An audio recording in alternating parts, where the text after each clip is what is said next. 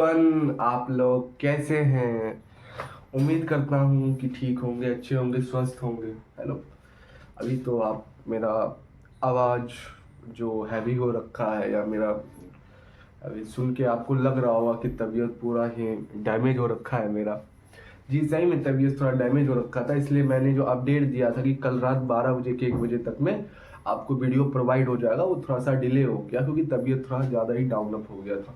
तो उसके लिए कोई दिक्कत नहीं, कुछ भी हो, लेकिन 25-26 तारीख को एग्ज़ाम है। उससे पहले पहले साइंस का जितना भी क्वेश्चन हुआ ना, साइंस का जितना भी क्वेश्चन, केमिस्ट्री, बायोलॉजी है ना, और फिजिक्स, वो यहाँ छोड़ दो यार। आप यहाँ छोड़ दो, साइंस आप यहाँ छोड़ दो, बाकी फिजिक्स, केमिस्ट्री, बायोलॉजी बैठे हुए, कोई दिक्कत वाली बात नहीं। समझ में आया? तो सबसे पहले आज मेरा जो सेशन रहेगा वो किसका रहेगा? बायोलॉजी का रहेगा। तो बायोलॉजी के मैंने सारे को चैप्टर जो है 10वीं क्लास के अच्छे से डीपली समझा के सारे डाल दिए चैनल पे। तब भी अब समय तो ऐसे है नहीं, लेकिन साइंस के बच्चे जो होते हैं अपना रात को ही निपटा विपटा लेते हैं। बहुत बच्चे ऐसे रात को, तो जो नहीं देखा होगा अपना जाके देख लेना, अच्छे से डिटेल में फॉर्मेशन कर रखा है, कोई दिक्कत नहीं। फिलहाल आज तो हम क्वेश्चन सेशन लाए हैं बायोलॉजी की, इंपॉर्टेंट बहुत, ढूंढने में हालत खराब हो गया भाई, ऐसे ऐसे क्वेश्चन। ठीक है, तो इम्पोर्टेंट क्वेश्चन है सीबीएसई 2026, मतलब है नहीं 2026 का, मतलब चांस है आने का। अब मैं ये तू नहीं कह सकता आ गया यार, ये सब बला, ये सब नहीं है। मैंने तेरे को कॉन्सेप्ट पढ़ाया है, तेरे को अगर उस पूरा कॉन्सेप्ट समझ आ गया, भले लाइफ प्रोसेस हो, चाहे कंट्रोल एंड कोऑर्डिनेशन हो, चाहे हाउ टू रिप्रोड्यूस हो, चाहे हेरिडिटी हो, अगर तेरे को सारा कॉन्सेप्ट आ रहा है ना, अभी तू क्वेश्चन कर, मैं तेरे को समय दूंगा। ठीक है, मैं बोलूंगा क्वेश्चन, तू ऑप्शन दूंगा, तेरे को आंसर करना, फिर मैं बोलूंगा। एक या 50 सेकंड 20 सेकंड का टाइम रहेगा, ठीक है, फिर मैं बोलूंगा। ठीक है, ऐसे ऐसे करोगे। अबे यार उतना हैवी कट लेते हैं ना, ये चीज सही बात है। अभी जो मैथ का पेपर थोड़ा सा देखो आया है, वो एक थोड़ा सा हो सकता है लेवल अप है, कोई दिक्कत नहीं। अगर कॉन्सेप्ट अच्छा हो तो कोई भी पेपर वेपर ये सब जो चीज है, ये सब जो चीज़ उतना हैवी पॉइंट भी रखता नहीं है। तो आज ना टाइम गवाते हुए ना बकवास करते हुए, आज हमारा एमसीक्यू सबसे पहले सेशन में स्टार्ट करेंगे। बायोलॉजी का इंपॉर्टेंट क्वेश्चन भाई, इसको करने के बाद ना इसका पीडीएफ में जाके लिंक में दे दूंगा, डिस्क्रिप्शन के लिंक में दे दूंगा, वो तो कर ही लेना। और यही चीज़ कर लेना, यही चीज़ का डिस्क्रिप्शन में लिंक में दे दूंगा, पीडीएफ। बाकी बाद उसको करने के बाद, इसको करने के बाद एक बार तुम कोई सा भी क्वेश्चन लगाना बायोलॉजी का, 10th क्लास का, कोई सा भी एनसीईआरटी ब्ला ब्ला, तुम कोई सा भी क्वेश्चन करो ना, भले मैथ ना करे, लेकिन कॉन्सेप्ट जो होगा ना मिलता जुलता करेगा। मैथ देखो प्रॉपर, कोई देखो मैथ का क्या हुआ, कोई मैच करके अब थोड़ी ना है कि भाई the functional unit of a kidney is, तो यही पूछ लेगा, मतलब फंक्शन कुछ भी मिला जुला के पूछ सकता है, लेकिन कॉन्सेप्ट अगर क्लियर रहेगा तो में प्रॉपर आएगा, है ना। तो कॉन्सेप्ट क्या रहना चाहिए? क्लियर। अच्छा ठीक है, सबसे पहले आज के सेशन में हम बायोलॉजी के इंपॉर्टेंट क्वेश्चन 2026 में आने की फुल्ली चांस है क्लास 10th वालों। तबियत खराब है थोड़ा, तो स्टार्ट करते हैं सबसे पहले क्वेश्चन से। चलो, सबसे पहला क्वेश्चन है the functional unit of kidney. The functional unit of kidney मतलब किडनी का जो फंक्शन यूनिट है, जो किडनी को जो यूनिट है, जो फंक्शनल यूनिट है, जो पूरा किडनी को फॉर्मेशन करता है ना, एक्सक्रीशन सिस्टम को क्या करता है, वर्किंग करता है। जैसे कि डाइजेशन सिस्टम था, उसमें हमारा खाना ज़्यादा था तो वो अपना वर्किंग करता था, रेस्पिरेशन सिस्टम अपना वर्किंग, उसी तरीके ट्रांसपोर्टेशन अपना वर्किंग कर रहा था। एक्सक्रेशन जो होता है, यूरिन जो वेस्ट होता है उसको बाहर निकालने के लिए क्या होता है हमारा, तो कह रहा है कि बाहर निकालने के लिए यूरिन का जो हमारा ब्लड आएगा, है ना, रेस्पिरेशन सिस्टम में ग्लूकोज ग्लूकोज को तोड़ ताड़ के एनर्जी बनेगा, जो वेस्ट बनेगा हमारा, वो जो यूरिन के थ्रू बाहर होगा, वो कौन करता है? The functional unit of a kidney is, वो कौन करता है? न्यूरॉन करता है, या नेफ्रॉन करता है, या एल्वुलाई करता है, या आर्टरी करता है? बताओ। सबसे पहले कौन करता है बताओ। आपको एक चीज पता होगा, पढ़ने के वक्त तो सब कुछ पता होगा कि यूनिट ऑफ किडनी, किडनी की यूनिट कौन सी होती है जो सारा काम करता है एक्सक्रेशन का, वेस्ट मटेरियल बाहर निकालने के लिए। सर सीधे बात है ना, यहाँ पे दिया ऑप्शन न्यूरॉन, यहाँ पे दिया नेफ्रॉन, यहाँ पे दिया एल्वुलाई, यहाँ पे दिया आर्टरी। न्यूरॉन का दिमाग का काम अलग करता था, ठीक है। एल्वोलाई, एल्वोलाई देखो न्यूरॉन का दिमाग का काम अलग करता था, इसे काटो एलिमिनेट करो। एल्वोला, अच्छा नेफ्रॉन, हाँ भाई नेफ्रॉन हो सकता है, ठीक है। अब आगे और देखेंगे, एल्वोलाई, एल्वोलाई क्या करता था, गैसेज एक्सचेंज करता था लंग्स में। आर्टरी क्या करता था, ट्रांसपोर्टेशन का काम इसका अलग था, मतलब कि नेफ्रॉन है ना। नेफ्रोनी क्या है भाई साहब, the functional unit of a kidney, तो क्या हो जाता है भाई नेफ्रोनी, वो काम सारे यूरिन वेस्ट मटेरियल सबको, वोमेंस कैप्सूल, अभी सब पढ़ेंगे भाई, सारा क्वेश्चन आएगा ऐसे फॉर्मेशन में, सारा एक्सचेंज ऑफ गैस, सारा कितना भी वेस्ट मटेरियल बनता है यूरिन के थ्रू बाहर कर देता है, कौन करता है, नेफ्रोनी। ऐसा सिस्टम होता है ना, सिस्टम होता है किडनी का, जो पूरा काम कौन करता है, नेफ्रॉन करता है। ठीक है भाई सब समझ गए, उतना बाकी वाले इसमें निकल। एनारोबिक रेस्पिरेशन इन वुमेन अकर से बोल रहा है, aerobic respiration in women aerobic. हमने जब रेस्पिरेशन सिस्टम पढ़ा था तो उसमें दो प्रकार के रेस्पिरेशन दिए थे। रेस्पिरेशन का मतलब होता था कि जो हम बाहर से कम्प्लेक्स फूड ले रहे हैं उसका अच्छे से एनर्जी बनना, डाइजेस्ट तो पेट में स्टमच में हो गया, एनर्जी कहाँ बनेगा, सेल में, हर सेल में पूरा जाके क्या होगा, साइटोप्लाज्म के फॉर्म में जो 6 ग्लूकोज होंगे, जो 6 ग्लूकोज होंगे, जो C6O12O6 जो 6 ग्लूकोज होंगे वो 6-3 में पायरुवेट फॉर्मेशन है। अब जो पायरुवेट बना है इसको अच्छे से ऑक्सीडेशन कर ले तो भाई माइटोकॉन्ड्रिया के mitochondria power of the cell, वहां पे क्या होता था, अच्छे से एनर्जी निकलती थी। बाकी बात दो जगह ऐसा रह जाता था, दो जगह ऐसा रह जाता था, एक एथेनॉल फॉर्मेशन में, एक तुम्हें पता होगा जब हम बहुत सारा एक्सरसाइज करते हैं उस समय में हमें सांस लेने की जरूरत पड़ती है, तो उस समय में क्या होता है, जो हमारा लैक्टिक एसिड प्रोड्यूस होता है, ये तो तुम्हें पता होना चाहिए, ठीक है। एनारोबिक, एरोबिक रेस्पिरेशन होता था, एनारोबिक रेस्पिरेशन होता था। एरोबिक रेस्पिरेशन का मतलब होता, एरोबिक, हाँ, एरोबिक रेस्पिरेशन का मतलब होता था जहां पे भाई जो रेस्पिरेशन, जो ऑक्सीडेशन, जो एनर्जी हमारी पूरा सेल में फॉर्मेशन हुआ है वो अच्छे से हुआ है, मतलब अच्छे से जो हमारा ग्लूकोज है वो टूट टाट के सब अमोनिया एसिड अच्छे से जो की है हमारा एनर्जी फॉर्मेशन हुआ, वो कहाँ देखने को मिलता है, presence of oxygen is the called off mitochondria में ये चीज होता है, ठीक है। लेकिन यहाँ पे क्या पूछा, सेल होगा या लीवर हो गया, लंग्स होगा, बता। सीधी बात है भाई, ब्रेन तो पता ही है ना, लीवर तो है ना, यहाँ पे पता ही है, लंग्स तो अलग काम है ना। तो मसल्स का ये चीज काम होता है। मसल्स का क्यों, हम बहुत ज्यादा एक्सरसाइज करते हैं, उसमें हमें सांस लेने की जरूरत पड़ती है, उसकी एनर्जी बनेगी तब तो और करेंगे, उस समय लैक्टिक एसिड बनता है, गधे बताया था तेरे को, नहीं पढ़ा अच्छे से पर, लैक्टिक एसिड बनता है क्यों, ड्यूरिंग हैवी एक्सरसाइज मसल जब रेस्पिरेट करता है तो विदाउट ऑक्सीजन, विदाउट उसमें ऑक्सीजन नहीं होता है तो प्रोड्यूस करता है लैक्टिक एसिड।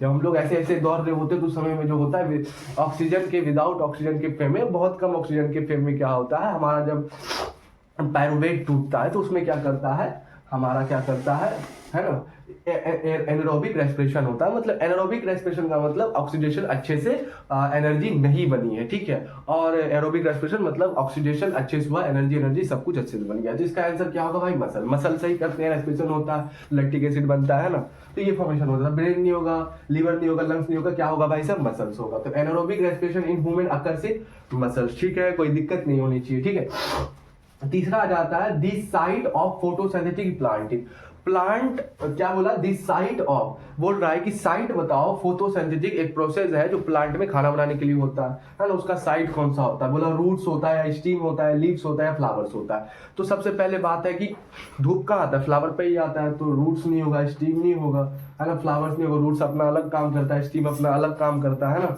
और ना फ्लावर्स अपना अलग काम करता है, लीव्स का, हाँ, फोटोसिंथेटिक का प्रोसेस इस पे होता है, खाना वाना बनता है, ठीक है। ये क्या कंटेन करता है, क्लोरोफिल, उसके अंदर क्लोरोप्लास्ट, ब्ला ब्ला, ये सब चीज होता है, ठीक है। आगे चलते हैं। भला है कि चौथा कि blood vessels that carry blood away from the heart are, बोल रहा है कि ब्लड वेसल जो है दैट कैरी कर रहा है blood away from the heart, मतलब हार्ट से बाहर, मतलब हार्ट में जो अंदर खून है उससे बाहर ले जाने का जो वेसल्स है वो कौन सा काम करता है, कौन सा हो गया, वीनस हो जाता है, नहीं सर, ये तो अंदर ले जाता है। कैपिलरीज हो गया, नहीं सर, इन दोनों को क्या करता है, अट्रैक्ट करता है। कैपिलरी हो गया सर, नहीं सर। आर्टरी हो गया सर, प्लाज्मा हो गया सर। वीनस होगा, कैपिलरीज होगा, आर्टरी होगा, प्लाज्मा होगा सर, क्या होगा, आर्टरी होगा। क्यों, ये क्या करता है, जो हमारा ऑक्सीडेटेड ब्लड होता है, उसे हार्ट से क्या करता है, पूरे बॉडी में फॉर्मेशन करता है, पहुंचाता है एनर्जी को। तो वो कौन करता है, आर्टरी क्या करता है, ब्लड वेसल्स को क्या करता है, क्या करता है, ब्लड वेसल्स कैरी करता है कहाँ, away from the heart, heart से बाहर निकालता है कौन, आर्टरी, ठीक है। वीनस अंदर ले जाता है, कैपिलरीज आर्टरी और वीनस को जोड़ता है, ठीक है। प्लाज्मा अलग काम करता है, ठीक है। 5वां नंबर पे आ गया ट्रांसपेरिशन अकर थ्रो।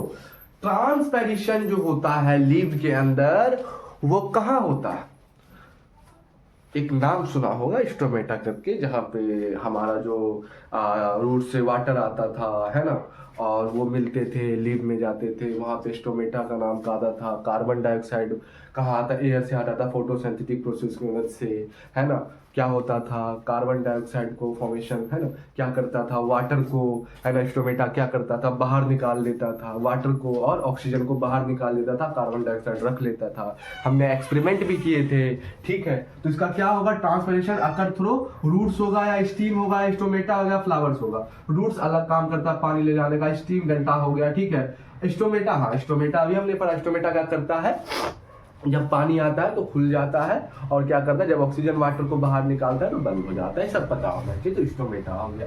चलिए एक बार और मैं बता देना चाहता हूँ क्वेश्चन बला करने के, the functional unit of a kidney is, क्या होता है, क्या होता है, न्यूरॉन होगा, निफ्रॉन होगा, अल्वेओलाई होगा, आर्टरी होगा। सर क्या होगा, नेफ्रॉन होगा। कितना कितना कितना कितना ये कितना, कम से कम, हाँ नेफ्रॉन होगा, नेफ्रॉन होगा, कितना होगा, एक, कम से कम 1 लाख से 1 लाख या 1 मिलियन के करीब कितना होता है किडनी में, नेफ्रॉन होता है, जो क्या काम करता है, एस्पिरेशन का काम करता है, ठीक है sir. Aerobic respiration in human occurs, aerobic, sorry, in aerobic respiration in human occur, in aerobic respiration कहाँ होता था सर, एरोबिक मतलब अच्छे से ऑक्सीडेशन होकर एनर्जी बनना, वो कहाँ बनता था, माइटोकॉन्ड्रिया में बनता था। इन एरोबिक पूछ रहा मतलब विदाउट ऑक्सीजन के क्या बनना भाई साहब, विदाउट ऑक्सीजन के एनर्जी फॉर्मेशन होना, मतलब ऑक्सीजन के फॉर्म में एनर्जी, ऑक्सीजन के फॉर्म में पायरुवेट फॉर्मेशन हो रहा था। तो anaerobic respiration in human occurs कहाँ होता था, ब्रेन में, मसल्स में, लिवर में, लंग्स में, सर मसल्स में होता था, हैवी एक्सरसाइज करने की वजह से, ड्यूरिंग इन हैवी एक्सरसाइज, ठीक है।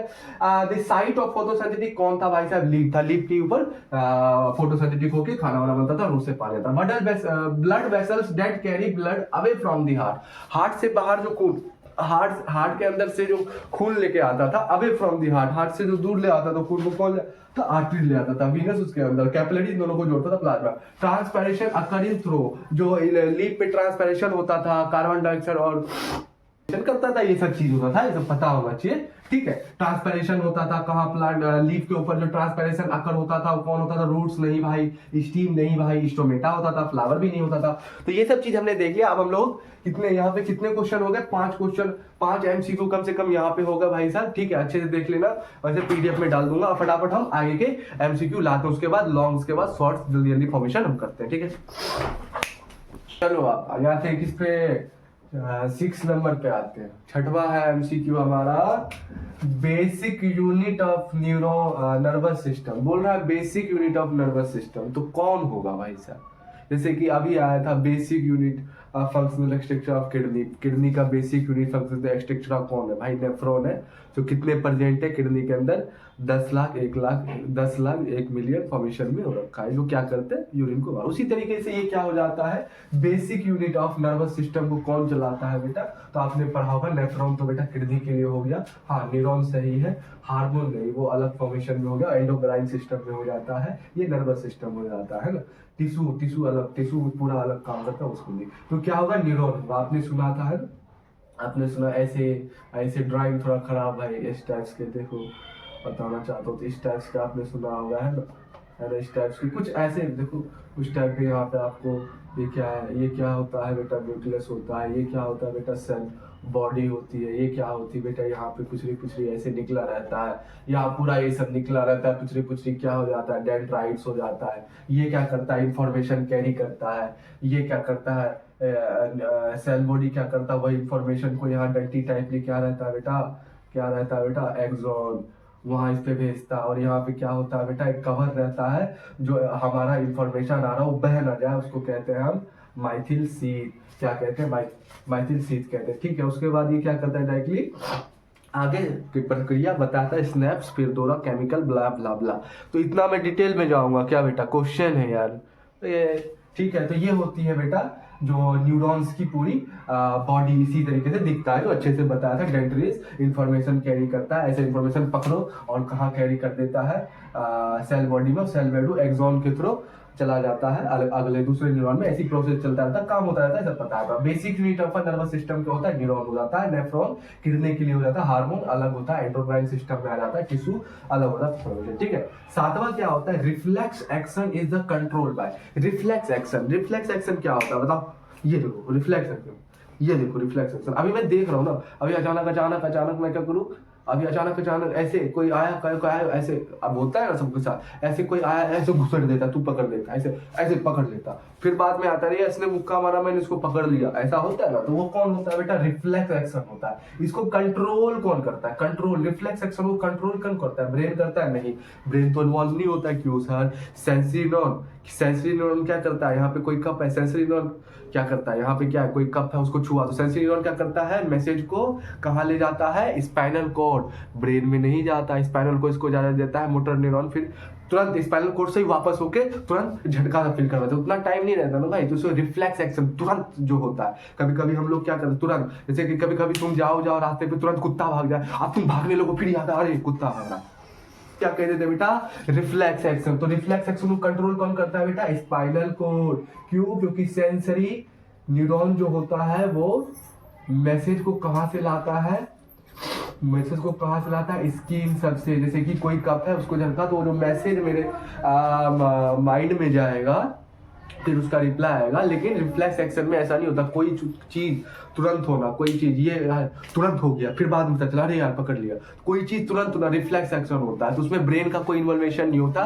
Sensory neuron sensory neuron message ले जाता है स्पाइनल कॉर्ड से, मोटर न्यूरॉन तुरंत उसको रिप्लाई फॉर्मेशन में दे देता है, रिस्पॉन्स दे देता है। स्टिमुलाई फॉर्मेशन आया, तुरंत मोटर न्यूरॉन रिस्पॉन्स दे देता है। तो उसको कौन कंट्रोल करता है भाई साहब, स्पाइनल कॉर्ड, ब्रेन नहीं, हार्ट नहीं, लीवर नहीं, ये सब कुछ नहीं, ठीक है। तो यहाँ पे reflex action is control by brain, नहीं भाई गलत है। स्पाइनल कॉर्ड हाँ भाई सही है, हार्ट गलत है, लीवर गलत है, तो स्पाइनल कॉर्ड सही है, ठीक है, डी वाला ठीक है।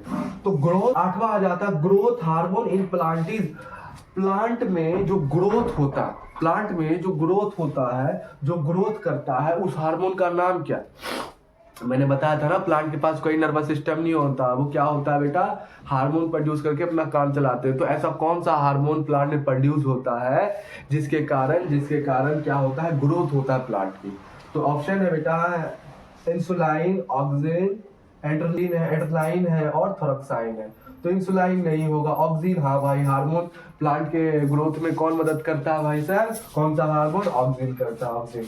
एंड्रोलाइन नहीं भाई, ये नहीं, ये दूसरा करता है, जब गुस्सा उसा हमें डर वर लगता है तब एंड्रोलाइन रिलीज होता है हार्मोन, है ना। तो ये नहीं होता, वो भी इंसान फॉर्मेशन में होता है, ह्यूमन फॉर्मेशन में होता है, प्लांट फॉर्मेशन, ठीक है। उसके बाद थोरक्साइन भाई थायराइड के लिए होता है। तो क्या हो जाता है, ग्रोथ ऑफ हार्मोन प्लांट ऑक्साइन हो जाता है, ऑक्सीन हो जाता है, जो बी नंबर है, ठीक है। आठवीं का chemical message in body are, बोलता है chemical messenger in a body are, जो हमारा केमिकल मैसेज होता है इन बॉडी यार किस फॉर्म में होता है, एंजाइम्स नहीं भाई, ये एनर्जी को क्या करता है, ये ब्रेक डाउन करता है फॉर्मेशन को। हार्मोन हाँ भाई, हार्मोन सही है, केमिकल मैसेज इन बॉडी यार फॉर्मेशन करता है भाई, हार्मोन फॉर्मेशन में करता है, ठीक है भाई साहब। विटामिन नहीं, मिनरल नहीं, ठीक है, विटामिन नहीं, मिनरल नहीं, एंजाइम नहीं, कौन सा सही है भाई, हार्मोन, ठीक है ठीक है ठीक है। उसके बाद फाइट और फ्लाइट हार्मोन, देखो फाइट का मतलब क्या होता है, लड़ना, फ्लाइट का मतलब होता है भागाना। अब जो है फाइट मतलब लड़ना, और लड़ के उसको भगाना, वो कौन सा हार्मोन करता है, इंसुलिन करता है, एड्रेनालाइन करता है, या थोरक्साइन करता है, या एस्ट्रोजन करता है, बताओ कौन सा हार्मोन करता है बेटा, एड्रेनालिन करता है। एड्रेनालिन क्यों करता है, देखो कभी भी हमें गुस्सा आता है या बहुत ज्यादा डर लगने लगता है, उस समय में हार्ट बीट तेज हो जाता है, आपने देखा होगा सांस ऐसे ऐसे होने लगता है, तो उस समय में हमारा शरीर में जो हार्मोन रिलीज होता है वो कौन सा होता है, एंड्रोसाइन नहीं होगा, ये थायराइड के लिए होता है, बढ़ता घटता है, एस्ट्रोजन भी नहीं होगा, तो कौन सा होगा भाई, फाइट और फ्लाइट हार्मोन एड्रेनालिन होगा, ठीक है। बाइनरी फिजन अकरिंग, बाइनरी का मतलब होता है दो, मतलब काट के दो हो जाना, फिजन मतलब होता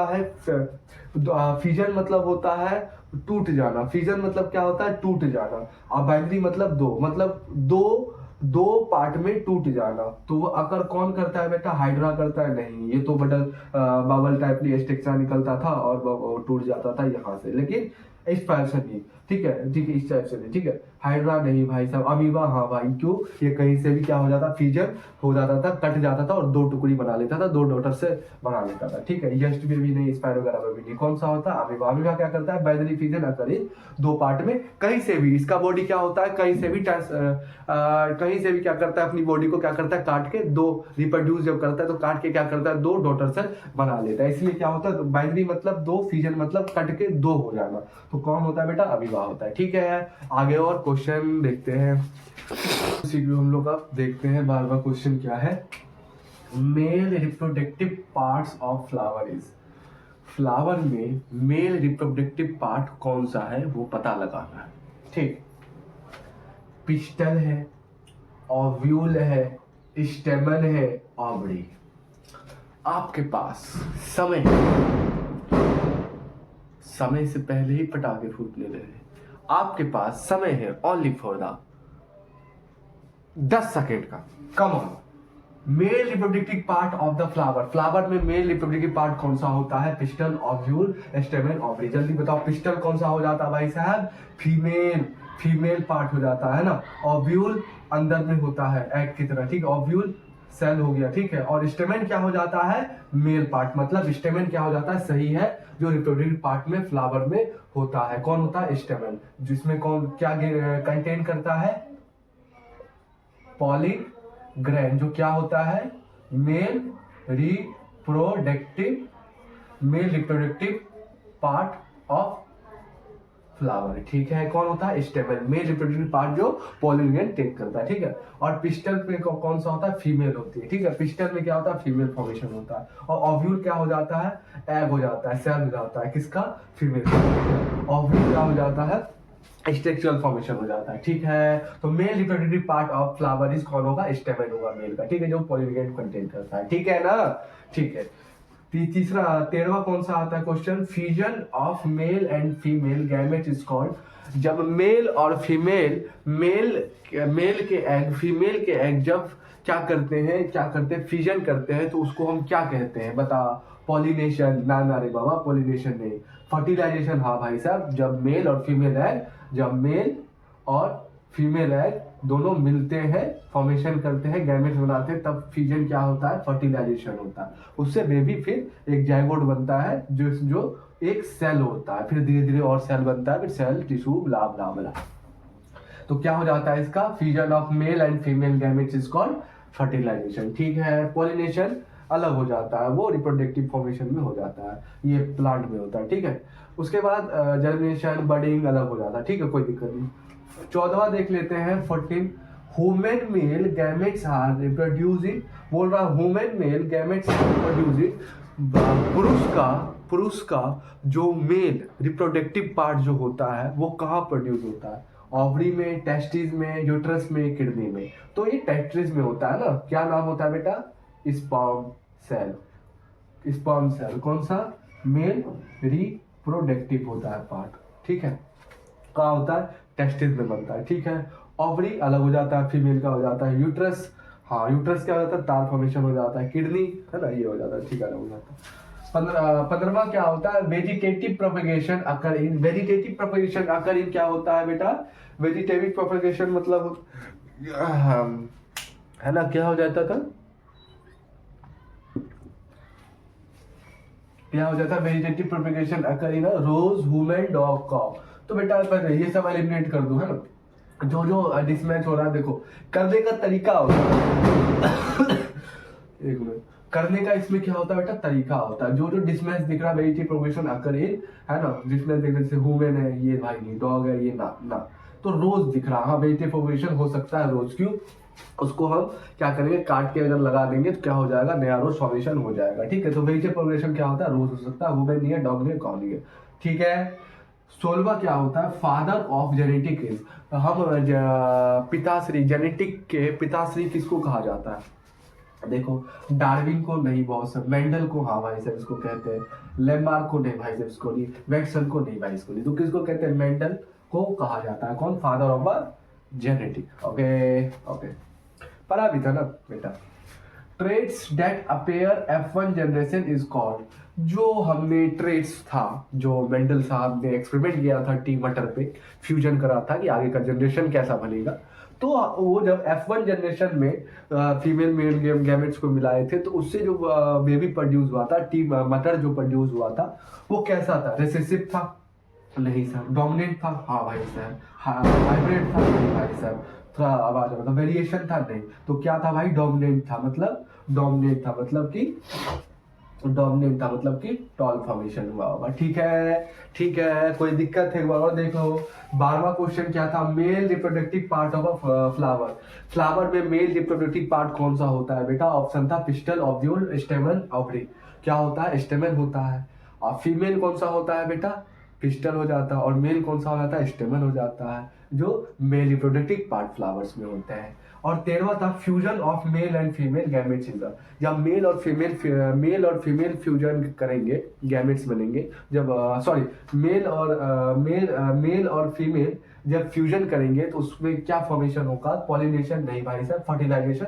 हाँ, जर्मिनेशन नहीं होगा, बडिंग भी नहीं होगी। 14वां क्या होता है? Human male gametes are producing. Male का जो गैमेट्स है वो कहाँ प्रोड्यूस होता है? वुमेन का जो गैमेट्स है वो कहाँ प्रोड्यूस होता है? सीधे क्या है? ओवरी है? नहीं, ये फीमेल का हो गया। टेस्टिस, हाँ भाई, टेस्टिस में स्पर्म सेल प्रोड्यूस होता है वुमेन का गैमेट्स। ठीक है। यूट्रस यूट्रस नहीं भाई साहब, किडनी नहीं था। ठीक है। उसके बाद vegetative propagation occur in human. देखो एलिमिनेट कर दो जो दिख रहा भाई, दिमाग तो होना चाहिए, किससे डिस मैच कर रहा है, तो भाई रोज होगा। ठीक है। फादर ऑफ जेनेटिक किसे कहते थे? डार्विन को नहीं कहते थे, मेंडल को कहते थे, लामार्क को भी नहीं कहते थे, वैटसन को भी नहीं कहते थे। ठीक है, ठीक है। और ट्रेड्स इन अपेरिन एफ जनरेशन में जो ट्रेड्स बना था वो कौन सा बना था? रिसेसिव था, डोमिनेंट था, हाइब्रिड था और वेरिएशन था। सर डोमिनेंट था। ठीक है, कोई दिक्कत नहीं आनी चाहिए। आगे चले, आगे चलते।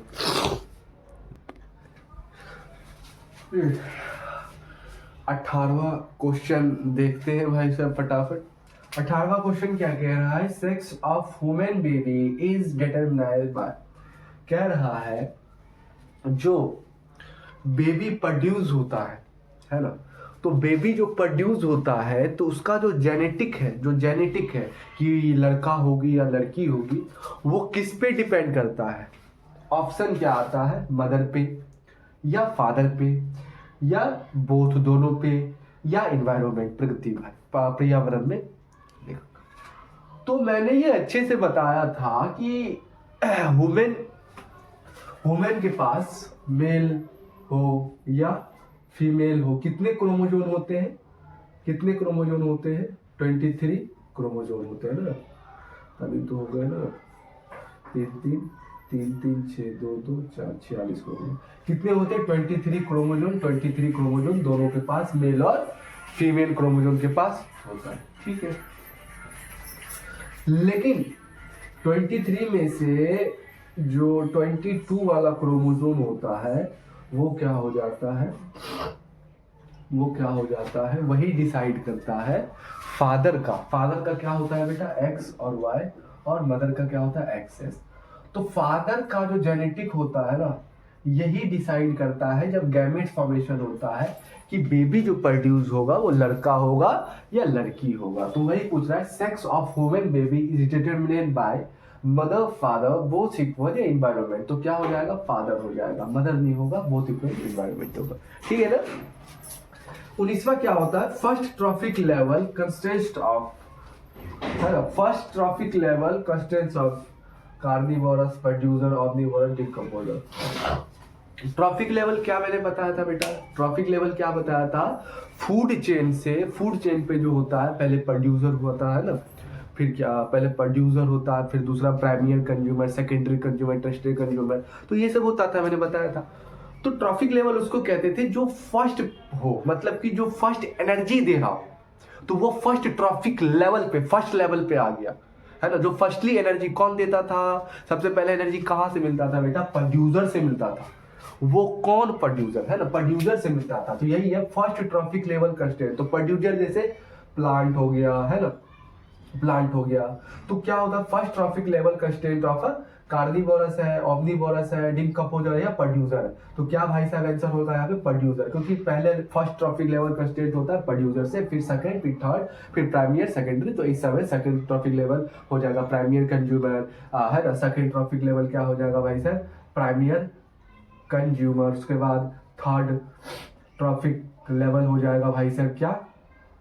प्राइमियर, सेकेंडरी कंज्यूमर, उसके बाद टेरिटरी कंज्यूमर। तो इस प्रकार से चलता रहेगा। तो पहला ट्रॉफिक लेवल कौन स्टेट फॉर्म करता है? कार्निवोरस, नाना प्रोड्यूसर। हाँ भाई, प्रोड्यूसर होता है, प्लांट में प्रोड्यूस करता है, फिर एनर्जी धीरे धीरे जाता है।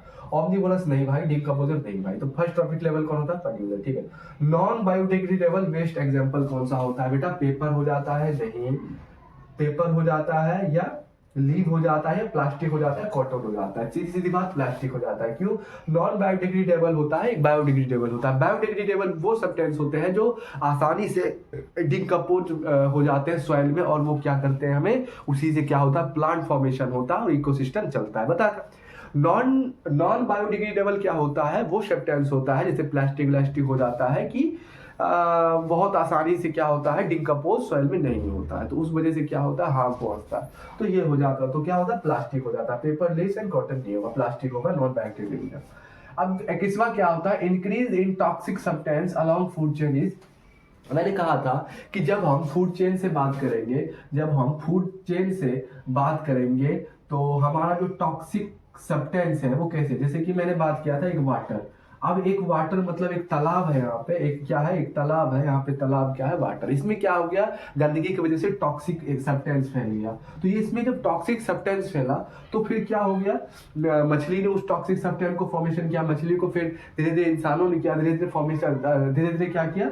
एक इंक्रीज होते गया किस फॉर्मेशन में? एक देखो, ये देखो, यहाँ पे देखो, एक समझो मेरी बात। ये देखो, अगर बात किया कि increase in toxic substance along in food chain, बोल रहा है कि इंक्रीज बताओ टॉक्सिक सब्सटेंस फॉलो इन अ फूड चेन। तो देखो, फॉलो इन अ फूड चेन मतलब कि यहाँ पे क्या हो गया? वाटर हो गया, ठीक है। यहाँ पे क्या हो जाता है भाई साहब? वाटर हो जाता है। कहाँ पे? यहाँ पे क्या हो जाता है भाई साहब? वाटर हो जाता है, ठीक है। और यहाँ वहीं पे पेड़ हो जाता है। और मान लो वाटर में क्या हो जाता है भाई? टॉक्सिक सब्सटेंस हो जाता है। क्या हो जाता है भाई साहब? टॉक्सिक सब्सटेंस हो जाता है। टॉक्सिक सब्सटेंस हो जाता है गंदगी की वजह से। यही टॉक्सिक सब्सटेंस रूट कैरी करता है अपना खाना बनाने के लिए, फोटोसिंथेटिक लिव में होता है, तो ये पानी वानी देता है, फॉर्मेशन करता है। इसी को ये जब यहाँ पे एंजियोस्पर्म मतलब फल बनता है, तो उसी को क्या होता है?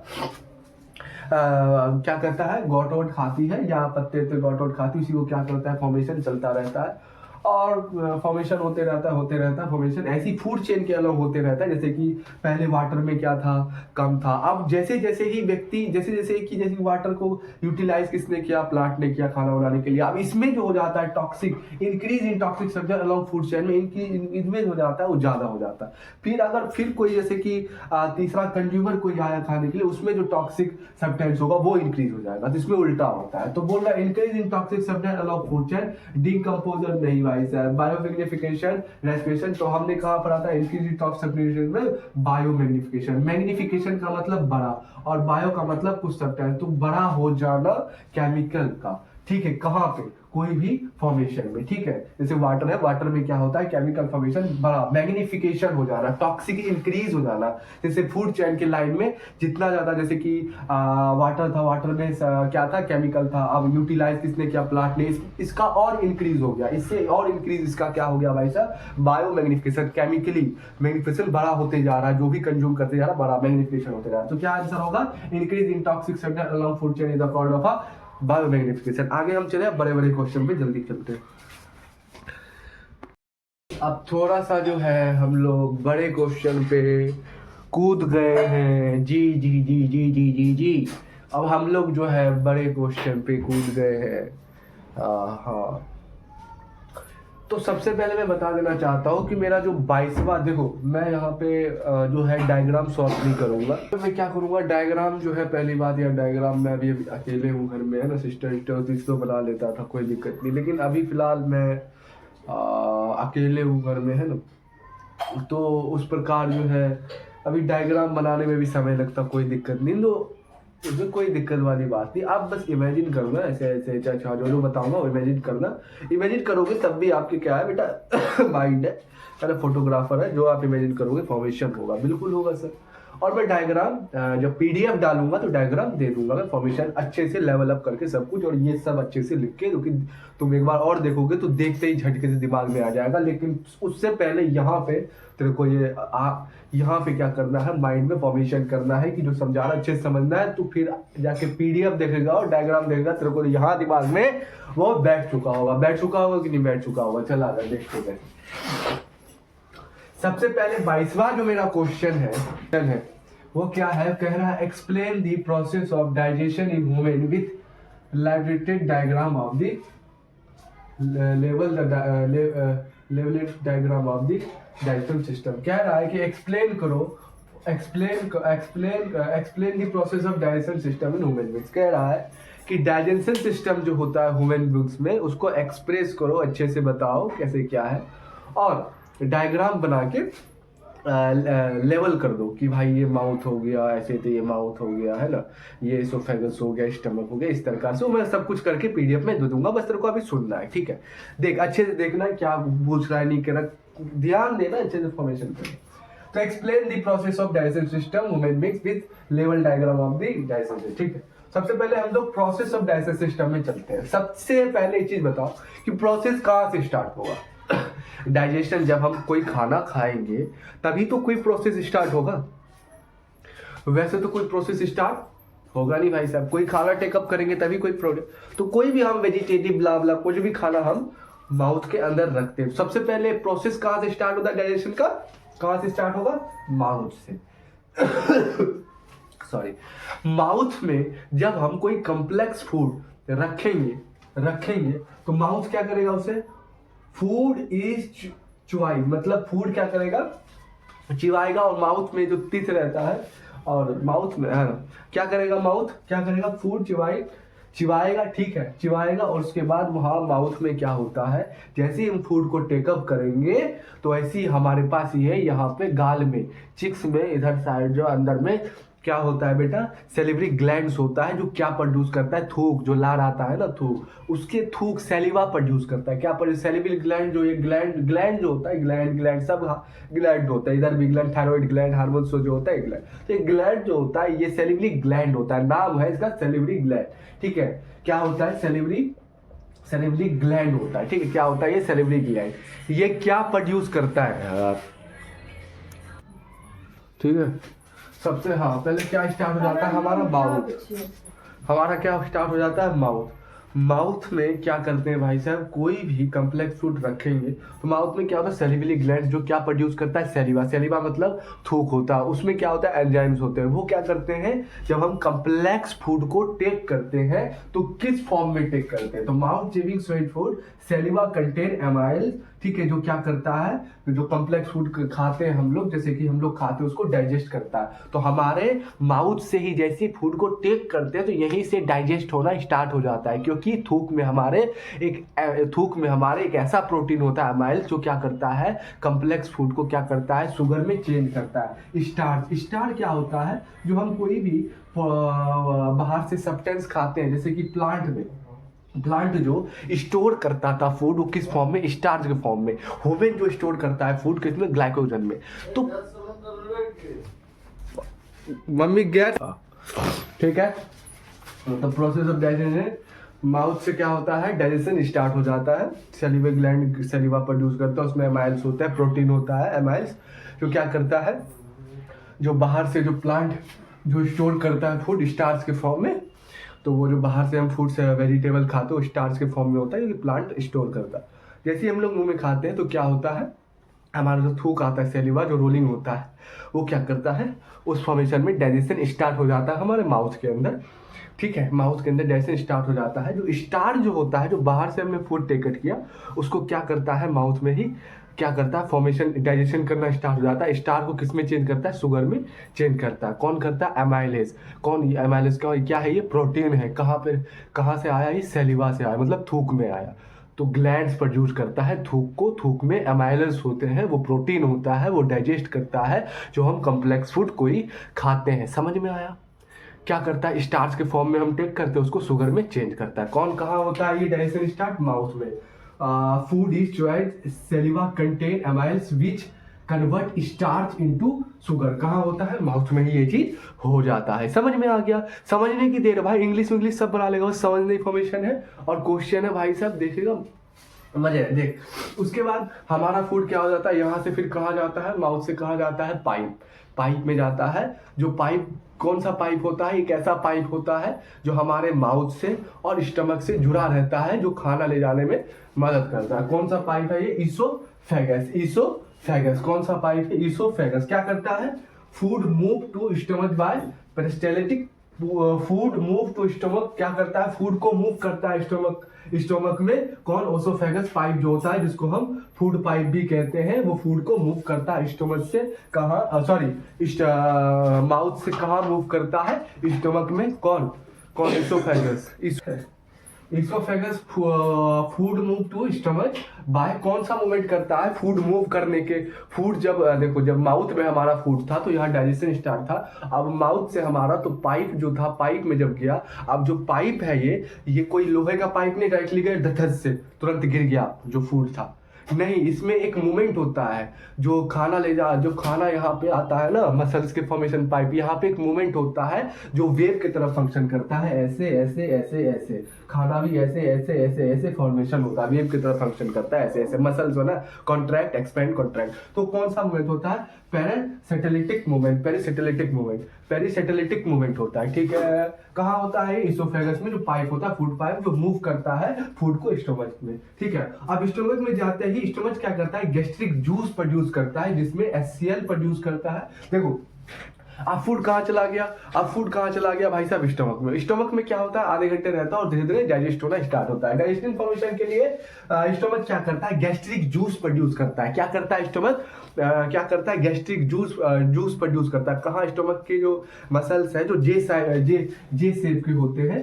क्या होता है? जे शेप का होता है हमारा स्टोमक जो होता है, उसके अंदर जैसे ही खाना जाता है, उसके सरफेस पे क्या रहता है? एक गैस्ट्रिक जूस प्रोड्यूस होता है जो स्टोमक करता है। वही उसमें ही क्या क्या प्रोड्यूस, देखो है क्या होता है? स्टमच होता है जो गैस्ट्रिक जूस प्रोड्यूस करता है, और गैस्ट्रिक जूस में HCl, पेप्सिन है ना, पेप्सिन होता है, जो क्या करता है? जो खाना हमने टेकिंग करा उसको डाइजेस्ट करके क्या करता है बेटा? प्रोटीन बनाने में फॉर्मेशन करता है। प्रोटीन बनाने में फॉर्मेशन करता है। ठीक है, तो क्या होता है? गैस्ट्रिक जूस देखो, HCl प्रोड्यूस करता है गैस्ट्रिक जूस, और पेप्सिन। HCl क्यों प्रोड्यूस करता है? HCl इसलिए प्रोड्यूस करता है, जो कॉम्प्लेक्स फूड हम खाए हैं उसको डाइजेस्ट फॉर्मेशन के लिए। ठीक है, पूरा HCl माहौल कर देता है। पूरा जैसे घर हो गया तो घर में भाई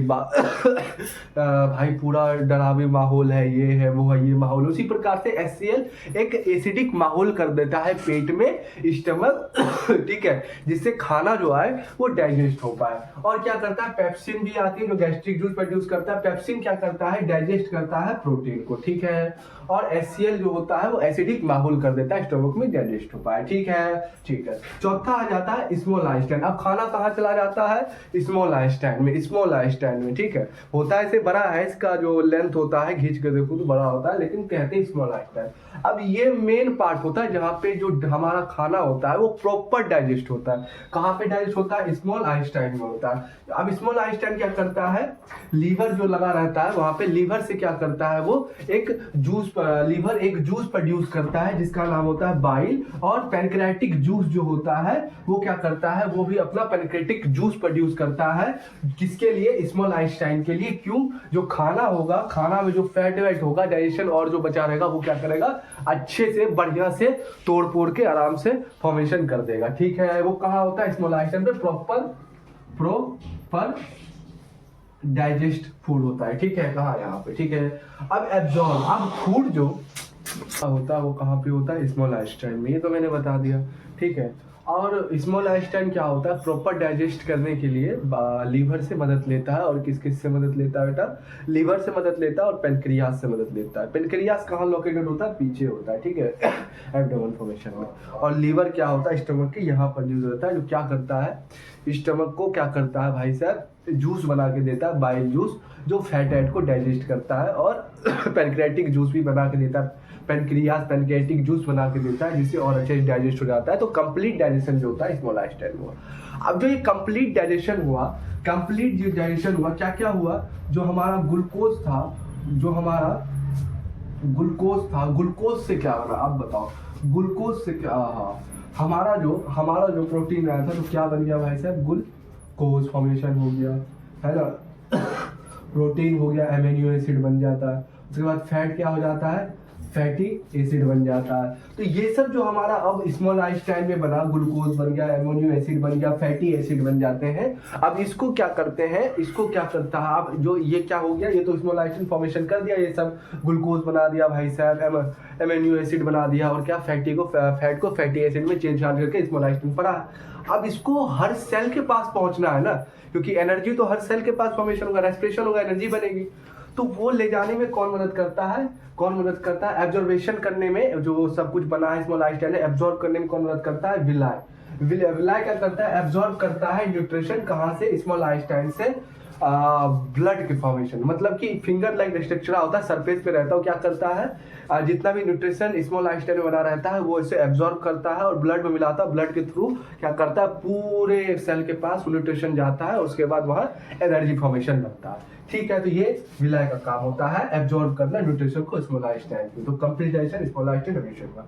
उसके बाद लार्ज इंस्टाइन क्या होता है, फूड अब आगे बढ़ जाता है स्मॉल आइंस्टाइन से लार्ज इंस्टाइन पे। तो लार्ज, अब स्मॉल आइंस्टाइन में कुछ वेस्ट मटेरियल वाटर एब्जॉर्प्शन बच जाते हैं, तो वो क्या कर देता है, अपना वाटर एब्जॉर्ब कर लेता है फॉर्मेशन के लिए, इसको जो चाहिए वो रख लेता है, लार्ज इंस्टाइन वाटर एब्जॉर्ब कर लेता है। उसके बाद एनस, लास्ट जो होता है एनस, क्या करता है, अनडाइजेस्टेड फूड को क्या करता है, रिमूव कर देता है। ठीक है, तो ये हमारा क्या हो जाता है, process of a digestion system. यही बोला गया था 22वां question, explain the process of digestion system in human, और लेवल करने के लिए डायग्राम भी मैं कई बार दे दूंगा।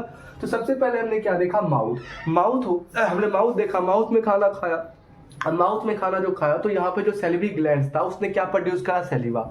अब सैलिवा के अंदर एक ऐसा प्रोटीन था अमाइल, जो क्या करता था, बाहर जो हम फूड को टेक कर रहे हैं उसको क्या करता था, तोड़ता था, मतलब डाइजेशन यहीं से स्टार्ट हो जाता है। तो बाहर से जो हमने सब्सटेंस को टेक किया, स्टार्च के फॉर्म में किया, प्लांट जो फूड स्टोर करता है स्टार्च के फॉर्म में करता है, उसको क्या करता था, शुगर में चेंज कर देता था। कौन, माउथ में होता था। Food chewing and saliva contain amylase with convert starch to sugar. अब जो फूड होता था कहाँ जाता था, ये यहाँ पे पाइप में, कौन सा पाइप, फूड पाइप में, जो माउथ से स्टमक में जुड़ा था, तो उसको हम इसोफेगस कहते हैं। Food move to stomach by, अब जो यहाँ पे फूड है, अंदर में जा रहा है, धीरे धीरे जाता है ना।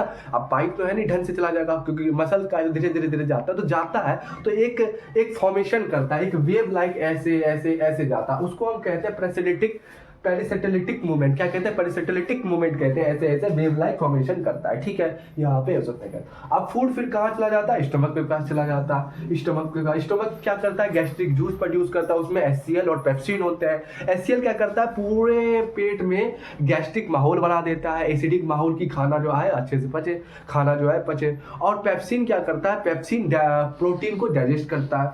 तो ये सब करने के बाद क्या होता है, फिर स्मॉल आइंस्टाइन में खाना जाता है। स्मॉल आइंस्टाइन क्या करता है, अपने दो सिपाही रख रखे हैं, एक होता है लीवर, एक होता है पैनक्रियाज। लीवर क्या करता है, उसको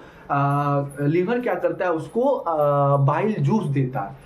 तो स्मॉल आइंस्टाइन को बाइल जूस से क्या काम रहता है, उस फैटी एसिड जो और डाइजेशन, जो कि प्रॉपर डाइजेशन का स्मॉल आइंस्टाइन में होता है, तो जो बच जाता है फैटी एसिड, प्रोटीन जो होता है, वो सब अच्छे से डाइजेस्ट करने में मदद करता है। पैनक्रियाटिक जूस भी, पैनक्रियाज क्या करता है, पैनक्रियाटिक जूस कहाँ देता है, स्मॉल आइंस्टाइन को, जहाँ से फैटी ये भी क्या करता है, फैटी एसिड ब्ला ब्ला करता है। और हाँ, जो एसिडिक माहौल हो जाता है वो कंट्रोल करने में भी पैनक्रियाटिक या कंट्रोल करने में भी मदद करता है। कौन भाई कंट्रोल करने में मदद करता है, कौन कंट्रोल करने में, बाइल जूस कंट्रोल करने में भी मदद करता है, एसिडिक को एल्कलाइन बना देता है पूरे पेट को। ठीक है, वो कौन करता है, स्मॉल आइंस्टाइन। किसके से, पैनक्रियाज और लीवर से। क्या दो सिपाही है स्मॉल आइंस्टाइन के, जो क्या करता है, डाइजेस्ट के लिए, प्रॉपर डाइजेशन के लिए स्मॉल आइंस्टाइन में लीवर से कौन सा जूस लेता है, बाइल जूस लेता है। बाइल जूस क्या करता है, उस स्मॉल आइंस्टाइन में जाके जो भी और प्रोटीन होता है अच्छे डाइजेस्ट करता है, और जो एसिडिक माहौल रहता है वो से एल्कलाइन माहौल बनाता है आराम से। ठीक है, उसके बाद पैनक्रियाज क्या करता है, पैनक्रियाटिक जूस देता है स्मॉल आइंस्टाइन को। जो जूस देता है उससे क्या होता है, स्मॉल आइंस्टाइन में जो भी फैट एसिड बचा रहता है, फैटी एसिड में चेंज हो जाता है, फैटी में चेंज हो जाता है। तो ये हो जाता है। उसके बाद ये सब चीज हो जाता है, ग्लूकोज बन जाता है, एमोनियो एसिड बन जाता है, और क्या बन जाता है बेटा, और डाइजेस्ट होकर सब कुछ क्या बन जाता है, फैट। जो देखो हम जो बाहर से लाते हैं क्या होता है, कार्बन डाइऑक्साइड लिए बाहर से, कार्बन डाइऑक्साइड बाहर से लिए, ठीक है, बाहर से कार्बन डाइऑक्साइड लिए, और क्या लिए भाई साहब, प्रोटीन लिए, और क्या लिए भाई साहब, ये आप बाहर से देखो, फर्स्ट ऑफ ऑल देखो, पहले बाहर से हमने क्या टेकअप करा, बाहर से जो टेकअप हमने करा वो क्या करा बेटा, कार्बन डाइऑक्साइड, ठीक है, जो हमें स्टार्च के फॉर्म में मिला। जो हमने खाना जो हम खाते हैं ना, खाना जो लेते हैं ना, उसमें क्या क्या रहता है, कार्बन डाइऑक्साइड दूसरा, और और क्या रहता है बताओ, कार्बन डाइऑक्साइड रहता है, और क्या होता है बेटा, प्रोटीन, ठीक है, प्रोटीन रहता है और फैट रहता है। तो ये तीनों चीज, अब इसी का अच्छे से डाइजेस्ट जो होता है स्मॉल इंटेस्टाइन में, तो क्या बनता है, कार्बन डाइऑक्साइड का क्या बनता है, ग्लूकोज, जो C6 के फॉर्म में होता है, C6O2, ठीक है, और प्रोटीन क्या बनता है, अमीनो एसिड बनता है, और फैट क्या होता है, फैटी एसिड। ये सब टूट टाट के ग्लूकोज बन गया, अमीनो एसिड बन गया, और क्या बन गया, फैट का फैटी एसिड, ये सब स्मॉल इंटेस्टाइन में हो जाता है। तो अब इसको पूरे सेल तक पहुंचाना है ना, एनर्जी तभी तो आएगा, तभी तो हिलडुल करेंगे। तो वो कौन करता है, विलाय होता है, सरफेस पे रहता है, वो क्या करता है, फिंगर लाइक न्यूट्रिशन को स्मॉल इंटेस्टाइन से लेता है, और क्या करता है, ब्लड मिलाता है, ब्लड पूरे सेल में पहुंचा देता है, फिर वहां से आपका एनर्जी बनता है, ठीक है।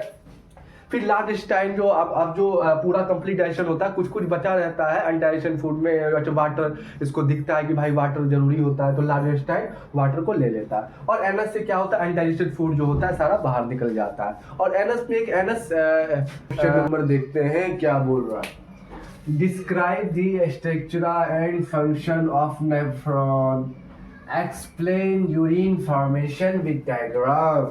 ठीक, तो डायग्राम बेटा मैं दे दूंगा, बाकी बात समझ लो, अपने आप समझ में आ जाएगा, कोई दिक्कत नहीं है। कहता है कि मुझे डिस्क्राइब करो, स्ट्रक्चर डिस्क्राइब करो, ठीक है, नाम बता दूंगा और लैबोरेट कर दूंगा मैं, ठीक है, स्ट्रक्चर डिस्क्राइब करो, और फंक्शन, ठीक है, फंक्शन क्या क्या है, किसके, नेफ्रॉन के।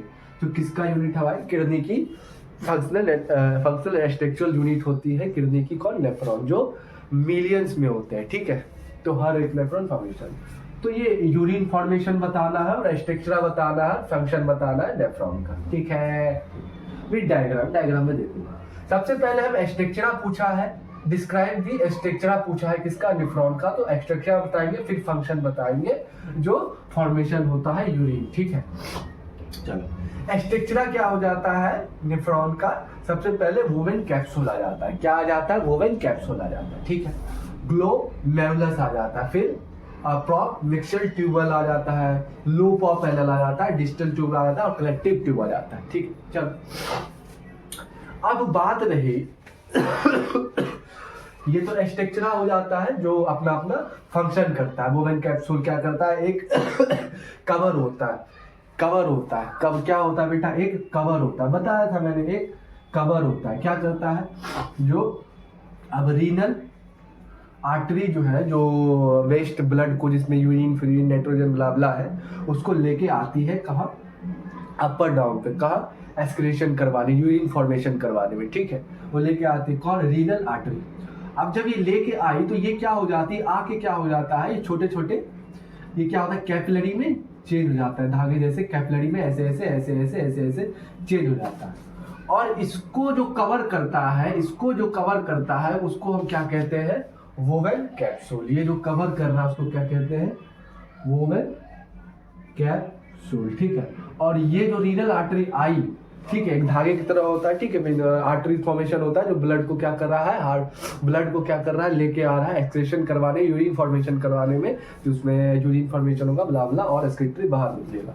तो ये आके क्या हो जाता है, ग्लोमेरुलस में चेंज हो जाता है, बहुत सारे धागे फॉर्मेशन कर लेता है, कैपिलरीज फॉर्मेशन यहाँ कर लेता है, और ग्लोमेरुलस में क्या हो जाता है भाई साहब, चेंज हो जाता है, क्यों क्या हो जाता है, ग्लोमेरुलस में चेंज हो जाता है, ठीक है। और इसके ऊपर कवर होता है, उसको वोवेन कैप्सूल कहते हैं, ठीक है। उसके बाद हमने क्या समझ लिया, हमने स्ट्रक्चर देखा, वोवेन कैप्सूल का समझा, उसके बाद ग्लोमेरुलस का समझ गया, ठीक है। यूरिन फॉर्मेशन स्टेप, अब जो होता है, ये जो रीनल आर्टरी आया और ग्लोमेरुलस कैपिलरीज में बहुत सारी कैपिलरीज चेंज हो गया, उस पर भी वोवेन कैप्सूल कवर अप है। अब यहाँ से क्या होगा, यूरिन फॉर्मेशन होगा, यूरिन फॉर्मेशन भी नहीं बनेगा और बाहर निकल जाएगा कलेक्टिव डक्ट के सहारे, ठीक है। तो यूरिन फॉर्मेशन होगा, यूरिन फॉर्मेशन कैसे होता है देखो, सबसे पहले होता है फिल्ट्रेशन, ब्लड को फिल्ट्रेट करते हैं ग्लोमेरुलस। ग्लोमेरुलस क्या करता है, ब्लड को, ये होता है ना ग्लोमेरुलस इन्फॉर्मेशन, ये क्या करता है, ब्लड को जैसे फिल्ट्रेट करता है। क्या करता है, ब्लड को क्या करता है, फिल्ट्रेट करता है। फिल्ट्रेट मतलब उसमें से जितना यूरिन वेस्ट मटेरियल लेता है और चीज फिल्ट्रेट करता है, ठीक है। कौन करता है ग्लोमेरुलस करता है फिल्ट्रेशन ब्लड को। उसके बाद यूरिन फॉर्मेशन का दूसरा हो जाता है रीऑब्जर्वेशन, मतलब कि जब ये फिल्ट्रेशन करता है तो रीनल आर्टरी को क्या करता है, फिल्ट्रेशन कर देता है, तो बेचारी वापस चली जाती है। तो वापस चली जाती है तो बाद में से याद आता है कि कुछ ज्यादा मटेरियल दे दिया, तो फिर से वापस ये जो फॉर्मेशन होता है तो इसे रीऑब्जर्वेशन कहते हैं। तो यूजफुल सब्सटेंस एब्जॉर्ब करता है कौन, रीनल आर्टरी, जो किसमें चेंज हो गया था, कैपिलरीज में, जिसको हम ग्लोमेरुलस कहते हैं, ठीक है। उसके बाद लास्ट में ये सब कुछ वेस्ट मटेरियल लेके अपना लेके चली जाती है अच्छे से, जो बची जाए तो लेके अपना ग्लोमेरुलस चली जाती है, उसी को रीऑब्जर्वेशन कहते हैं, यूजफुल सब्सटेंस ऑब्जर्व कर लेती है। उसके बाद लास्ट में जो बचता है वेस्ट, सिक्रेशन हो जाता है, waste and added to filtrate हो जाता है, ठीक है। तो ये क्या हो जाता है बेटा, डिस्क्राइब दी स्ट्रक्चर और फंक्शन स्ट्रक्चर जो हो जाता है वो कौन कौन सा हो जाता है, किसका, नेफ्रॉन का, बोवेन कैप्सूल, ग्लोमेरुलस, प्रोमैक्सिमल ट्यूब हो जाता है, लूप ऑफ हेनल होता है, डिस्टल ट्यूब हो जाता है, कलेक्टिव ट्यूब हो जाता है, ठीक है। वैसे काम कौन कौन सा होता है, यूरिन फॉर्मेशन में फिल्ट्रेशन करने के लिए हमें ग्लोमेरुलस की जरूरत पड़ती है, जो रीनल आर्टरी जो ब्लड में यूरिन फॉर्मेशन लेके आती है तो वो किस में चेंज हो जाती है, एक कैपिलरीज में हो जाती है ग्लोमेरुला, उसको कवर कौन करता है, बोवेन कैप्सूल। तो फिल्ट्रेशन कहाँ होता है, बोवेन ग्लोमेरुलस से। फिर रीऑब्जर्वेशन होता है, जब रीनल आर्टरी सब कुछ दे रहा के जब जा रहा होता है बेचारा, तो बाद में इसको याद आता है अरे कुछ यूजफुल सब्सटेंस नाइट्रोजन हो गया, ज्यादा दे तो नहीं दिया, तो रीऑब्जर्वेशन होता है, जो यूजफुल सब्सटेंस को अब्सॉर्ब करता है ब्लड। उसके बाद सिक्रेशन होता है, सिक्रेशन मतलब जो होता है वेस्ट जो बच जाता है उसको इसका क्या होता है, एक्सक्रीशन के द्वारा बाहर निकाल देता है, यूरिन जिसको हम लोग कहते हैं टॉयलेट, ठीक है, उसको बाहर निकाल देते हैं, एक्सक्रीशन वेस्ट एडिड फॉर्मेशन, ठीक है। तो यूरिन फॉर्मेशन हो गया, और स्ट्रक्चरल बात कर ली, और फंक्शन की बात कर ली, नेफ्रॉन, और डायग्राम में फॉर्मेशन पीडीएफ में दे दूंगा तो और अच्छे से क्लियर हो जाएगा, ठीक है। तो यहाँ पे 23 क्वेश्चन कंप्लीट आ गया मेरा। Explain double circulation in women with level diagram of heart. बोल रहा है कि एक्सप्लेन करने के लिए डबल सर्कुलेशन को क्या कह रहा है कि एक्सप्लेन करने के लिए डबल सर्कुलेशन को वुमेन विक्स में, जो वुमेन विक्स में सर्कुलेट जो होता है डबल होता है, तो उसको एक्सप्लेन करने के लिए और क्या करने के लिए, डायग्राम में लेवल करने के लिए, जो मैंने फॉर्मेशन कर लिया समझाने के लिए अच्छे से जो है, और पीडीएफ में मैं फॉर्म कर दूंगा, ठीक है। तो क्या है ना, जब भी हमें double circulation in human beings के बारे में बात हो तो ये होता क्या है, एक ही साइकिल में, मतलब ये क्या है, एक ही साइकिल है, इसी में क्या होता है, ब्लड पास होता है ट्वाइस, मतलब कि 2 बार। क्या होता भाई, 2 बार। मतलब कि अगर मैं explain double circulation human mix को, सबसे पहले ये होता है, ये एक ही साइकिल घूम घूम के एक ही साइकिल कंप्लीट करे, जैसे सर्कल होता है ना, एक ही साइकिल कंप्लीट, गोल गोल गोल गोल गोल, फिर एक ही साइकिल ये कंप्लीट कर रहा है। उसमें क्या करता है, एक साइकिल में ही ये क्या करता है, ब्लड पास कर देता है 2 बार, ट्वाइस 2 बार। तो उसी को हमें अच्छे से देखना है। पहला जो होता है पल्मोनरी सर्कुलेशन करता है ये, मतलब हार्ट को लंग्स में ले जाता है और फिर हार्ट में जाता है। मतलब ये क्या है, यहाँ पे अगर ब्लड है तो कहाँ ले जाता है, हार्ट में, और हार्ट से कहाँ ले जाता है, लंग्स में। तो पहला पल्मोनरी सर्कुलेशन हो जाता है एक ही साइकिल में। दूसरा आ जाता है सिस्टमेटिक सर्कुलेशन, जो हार्ट को बॉडी, बॉडी से हार्ट, मतलब कि हार्ट से बॉडी, बॉडी से हार्ट, हार्ट से बॉडी, बॉडी से हार्ट। तो ये जो 2 सर्कुलेशन होता है, जो पल्मोनरी सर्कुलेशन होता है हार्ट से लंग्स, लंग्स से हार्ट, और एक सिस्टमेटिक सर्कुलेशन होता है हार्ट से बॉडी और बॉडी से हार्ट। तो ये क्या होता है, डबल सर्कुलेशन होता है ह्यूमन बींग्स में, जो बॉडी पासेस होता है 2 बार एक ही साइकिल में। देख रहे हैं आप लोग, इतना तो समझ में आ गया ना बात बोलना, हाँ सर इतना समझ में आ गया। तो आप समझते क्या होता है, ठीक है। मान ले यहाँ पे एल्वोलाई है, एल्वोलाई में क्या आ गया, यहाँ पे एल्वोलाई में क्या आ जाता है बेटा, गैसेज आ जाते हैं, गैस हो जाते हैं। मतलब यहाँ पे एल्वोलाई में क्या आ गया, एल्वोलाई में क्या आ जाता है बेटा, बाहर से क्या आता है, एटमॉस्फेयर, मतलब ऑक्सीजन आता है ना, ऑक्सीजन आता है, ऑक्सीजन आता है। तो ऑक्सीजन आता है तो क्या करता है, यहाँ से क्या करता है, CO2 लेता है एल्वोलाई और ऑक्सीजन को देता है। जब ये ऑक्सीजन को दिया, अच्छा बीच में एल्वोलाई और लंग्स के जो होता है टिश्यू, सेल टिश्यू होता है, एपिथेलियल टिश्यू होता है, या कैसे क्या किया भाई, O2 दे दिया, मतलब बाहर से जो ऑक्सीजन फिल्ट्रेट करके ऑक्सीजन दे दिया लंग्स को, ठीक है, ये ले भाई ऑक्सीजन, और CO2 बाहर कर दिया, जो हम आउट करेंगे ऑक्सीजन तो बाहर हो जाएगा। तो अब ये ऑक्सीजन जो आया तो ये ब्लड में मिला, लंग्स है, लंग फॉर्मेशन किया। अब लंग्स ने इसे कहाँ भेज दिया भाई साहब, लेफ्ट एटेरियम में। लेफ्ट एटेरियम क्या करता है, हमेशा ऑक्सीजनेटेड ब्लड कैरी करता है। तो यहाँ से ऑक्सीजनेटेड O2 ब्लड जो हो रहा है वो कैरी होता है। अब हमेशा जो होता है लंग से हार्ट में जो ब्लड ले जाता है वो क्या हो जाता है, जाता है पल्मोनरी वेन्स हो जाता है, फॉर्मेशन है ना। ये क्या हो जाता है बेटा, ये जो हो जाता है ना, ये क्या हो जाता है, एक्सेप्शन हो जाता है पल्मोनरी वेन। आर्टरी फॉर्मेशन क्या करता है, ऑक्सीजनेटेड ब्लड को क्या करता है भाई साहब, लेफ्ट एटेरियम में ले जाता है। और लेफ्ट एटेरियम में क्या होता है, ऑक्सीजनेटेड ब्लड क्या होता है, कंटेन होता है। उसके बाद ये जो ऑक्सीजनेटेड ब्लड यहाँ पहुंचा ये लंग से, ठीक है, उसके बाद कहाँ जाता है भाई साहब, नीचे जाता है। कौन सा, लेफ्ट वेंट्रिकल में जाता है, नीचे जाता है लेफ्ट वेंट्रिकल में। वॉल यहाँ से खुलते हैं, लेफ्ट वेंट्रिकल में चला जाता है, ठीक है, ऑक्सीजनेटेड ब्लड। अब यहाँ से क्या होता है, जो मेन ऑक्सीजनेटेड ब्लड रहता है, ये अरोटा जो होता है, यहाँ से ब्लड क्या करता है बॉडी में, यहाँ बॉडी के ऑर्गन के पास ले जाता है। और यहाँ ऑर्गन में क्या होता है, सिस्टमैटिक, क्या होता है, सिस्टमैटिक सर्कुलेशन, ठीक है। ये दूसरा सर्कुलेशन होता है, पहला पल्मोनरी सर्कुलेशन हो जाता है यहाँ से, हार्ट से लंग्स, लंग से हार्ट, और हार्ट से बॉडी, बॉडी से हार्ट, है ना। ये क्या हो जाता है, सिस्टमैटिक। अब यहाँ से जो ऑक्सीजनेटेड ब्लड आया था, जो अरोटा लेके आया था बॉडी में, ऑक्सीजनेटेड ब्लड जो है वो क्या करेगा भाई साहब, बॉडी ऑर्गन को दे देगा, देखिए वो यूटिलाइज कर पाए, एनर्जी बना पाए। और CO2 जो रेस्पिरेशन में बना था वो क्या करेगा, ले लेगा। और CO2 फिर क्या करेगा, ये वेना केवा के मदद से कहाँ जाके भेज देगा भाई साहब, ये कहाँ जाके भेज देगा, राइट एटेरियम में। राइट एटेरियम में क्या आ गया, CO2 मतलब डीऑक्सीनेटेड ब्लड आ गया। अब ये जाएगा राइट वेंट्रिकल में, राइट वेंट्रिकल से फिर कहाँ चला जाएगा, अरोटा लेके कहाँ चला जाएगा, फिर ब्लड को लंग्स में, लंग्स क्या कर देगा भाई साहब, इसे बाहर एरोलाइन फिर दे देगा, फिर क्या करेगा, ऑक्सीजन ले लेगा।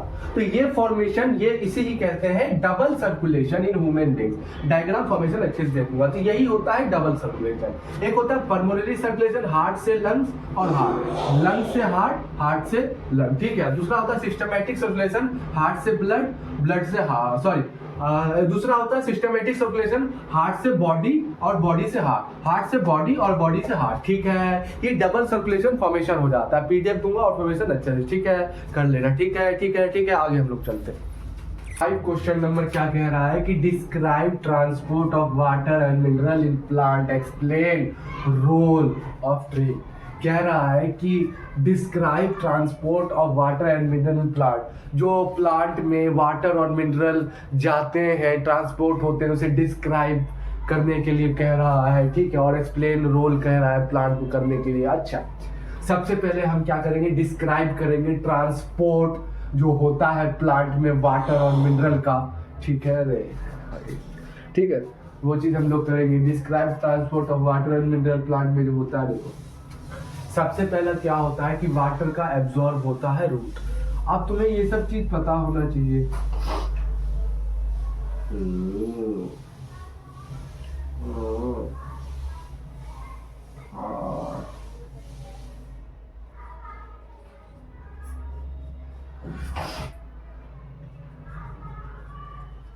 ये जो वाटर और मिनरल है ये किसके थ्रू जाता है बेटा, रूट के थ्रू जाता है। ये क्या है बेटा, रूट जो इंट्रोड्यूस निकलती है प्लांट में, ठीक है, रूट से थ्रू जाता है। तो वाटर एब्जॉर्ब बाय रूट, सबसे पहला वाटर एब्जॉर्ब, सबसे पहला ये पेड़ है, जो रूट्स होता है ये क्या करता है, वाटर प्लस मिनरल को एब्जॉर्ब करता है। तो वाटर एब्जॉर्ब बाय रूट। दूसरा क्या हो जाता है, ट्रांसपोर्ट अपवर्ड थ्रू जाइलम। फिर आता है जाइलम। जाइलम का काम हमने क्या करा था, वाटर और प्लस मिनरल को क्या करना, लीव मतलब पत्ते जो यहाँ है पत्ते के पास पहुंचाना, किसका काम था, जाइलम। तो ट्रांसपोर्ट अपवर्ड, ऊपर की तरफ जाइलम करता है,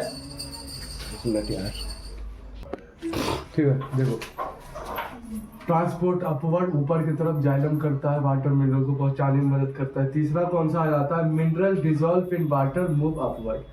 मिनरल जो होता है वो डिजोल्व होता है वाटर में और उसके साथ ही क्या होता है, ऊपर चला जाता है। तो ऊपर जाने में सबसे पहला एब्जॉर्ब करता है रूट, ठीक है, वाटर प्लस मिनरल को। उसके बाद क्या होता है, जाइलम क्या करता है, अपवर्ड, ऊपर ले जाने में क्या करता है, इसको मदद करता है लीव्स तक, ठीक है। उसके बाद रोल ऑफ अ ट्रांसपरेशन, अब आ जाता है, ये सब चला गया अपना लीव्स के पास, ठीक है। अब रोल ऑफ अ ट्रांसपरेशन जो बीच में हुआ उसका रोल क्या होता है, क्रिएट सेक्शन फोर्स। क्या होता है, create suction force. Transpiration pull क्या करता है, रोल ऑफ ट्रांसपिरेशन में ट्रांसपिरेशन करने के लिए अपवर्ड, क्योंकि भाई साहब ऊपर ले जाना है ना, तो क्या होता है क्रिएट्स करते हैं यहाँ के स्टीम फॉर्मेशन बीच में एक सक्शन फोर्स होता है, क्योंकि ट्रांसपिरेशन पुल जो ऊपर धकेलने में ले जाने में मिनरल और वाटर को हेल्प करता है upward movement of water, upward ऊपर की तरफ मूवमेंट करने में मदद करता है, help of upward movement of water, ठीक है, और क्रिएट सेक्शन ऑफ फोर्स जो कि वाटर मिनरल अपवर्ड फॉर्मेशन में दे जाए। तो ये रोल ऑफ ट्रांसपिरेशन होता है, वाटर एब्जॉर्ब बाय रूट से हुआ, फिर ट्रांसपिरेशन ऑफ वाटर जाइलम से किया, फिर मिनरल डिसॉल्व हो गया वाटर में, फिर उसके बाद ऊपर चला गया। अब जो ये वाटर ऊपर गया तो इसको रोल ऑफ ट्रांसपिरेशन जो होता है, रोल ऑफ ट्रांसपिरेशन मतलब ट्रांसपिरेशन जो ऊपर हो रहा है उसका रोल जो होता है क्रिएट्स कर देता है एक फोर्स।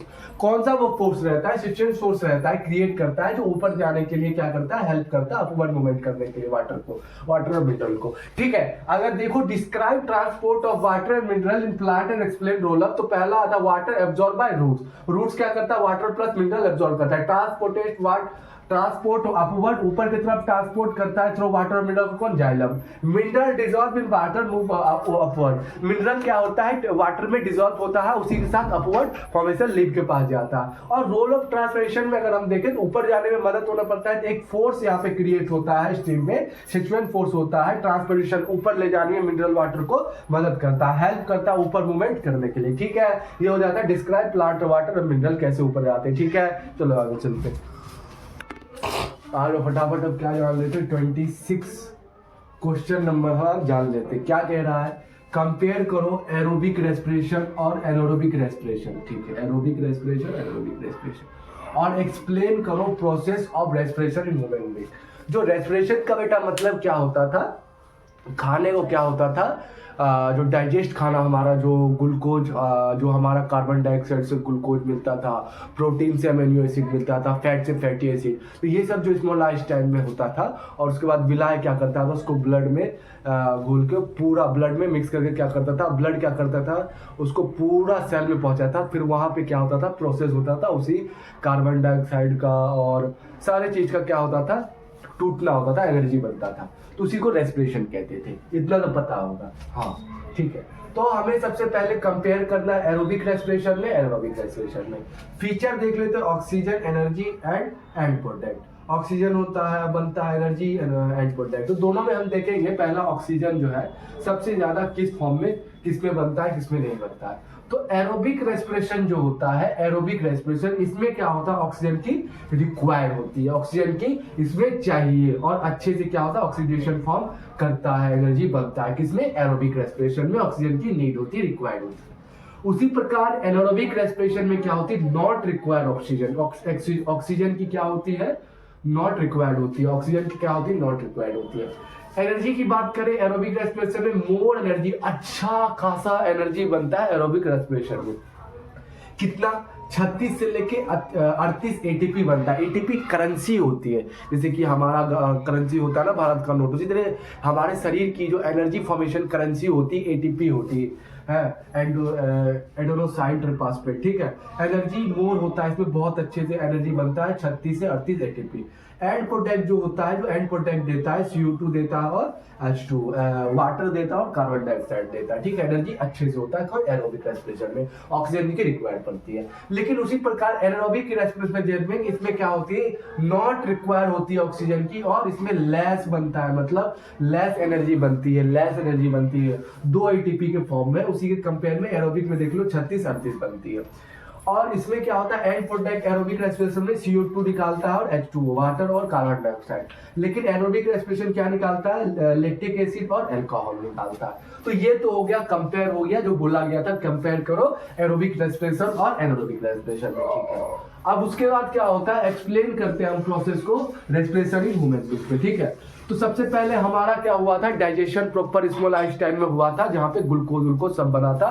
उसके बाद विलाय क्या करता था, पूरे सेल में इसको पहुंचा देता था ब्लड के थ्रू। अब सेल में जैसे पहुंचा तो साइटोप्लाज्म हो, तो साइटोप्लाज्मा होता था सेल में, उसी के पंजर में क्या होता था, ग्लूकोज जो 6 कार्बन लेके मॉलिक्यूल से आया था, 6 कार्बन मॉलिक्यूल्स लाया था वो टूट के क्या हो जाता है, प्रेजेंस ऑफ साइटोप्लाज्म में पायरुवेट बन जाता है, मतलब 3 कार्बन बन जाता है, समझा, 3 कार्बन बन जाता है और एनर्जी बनता है।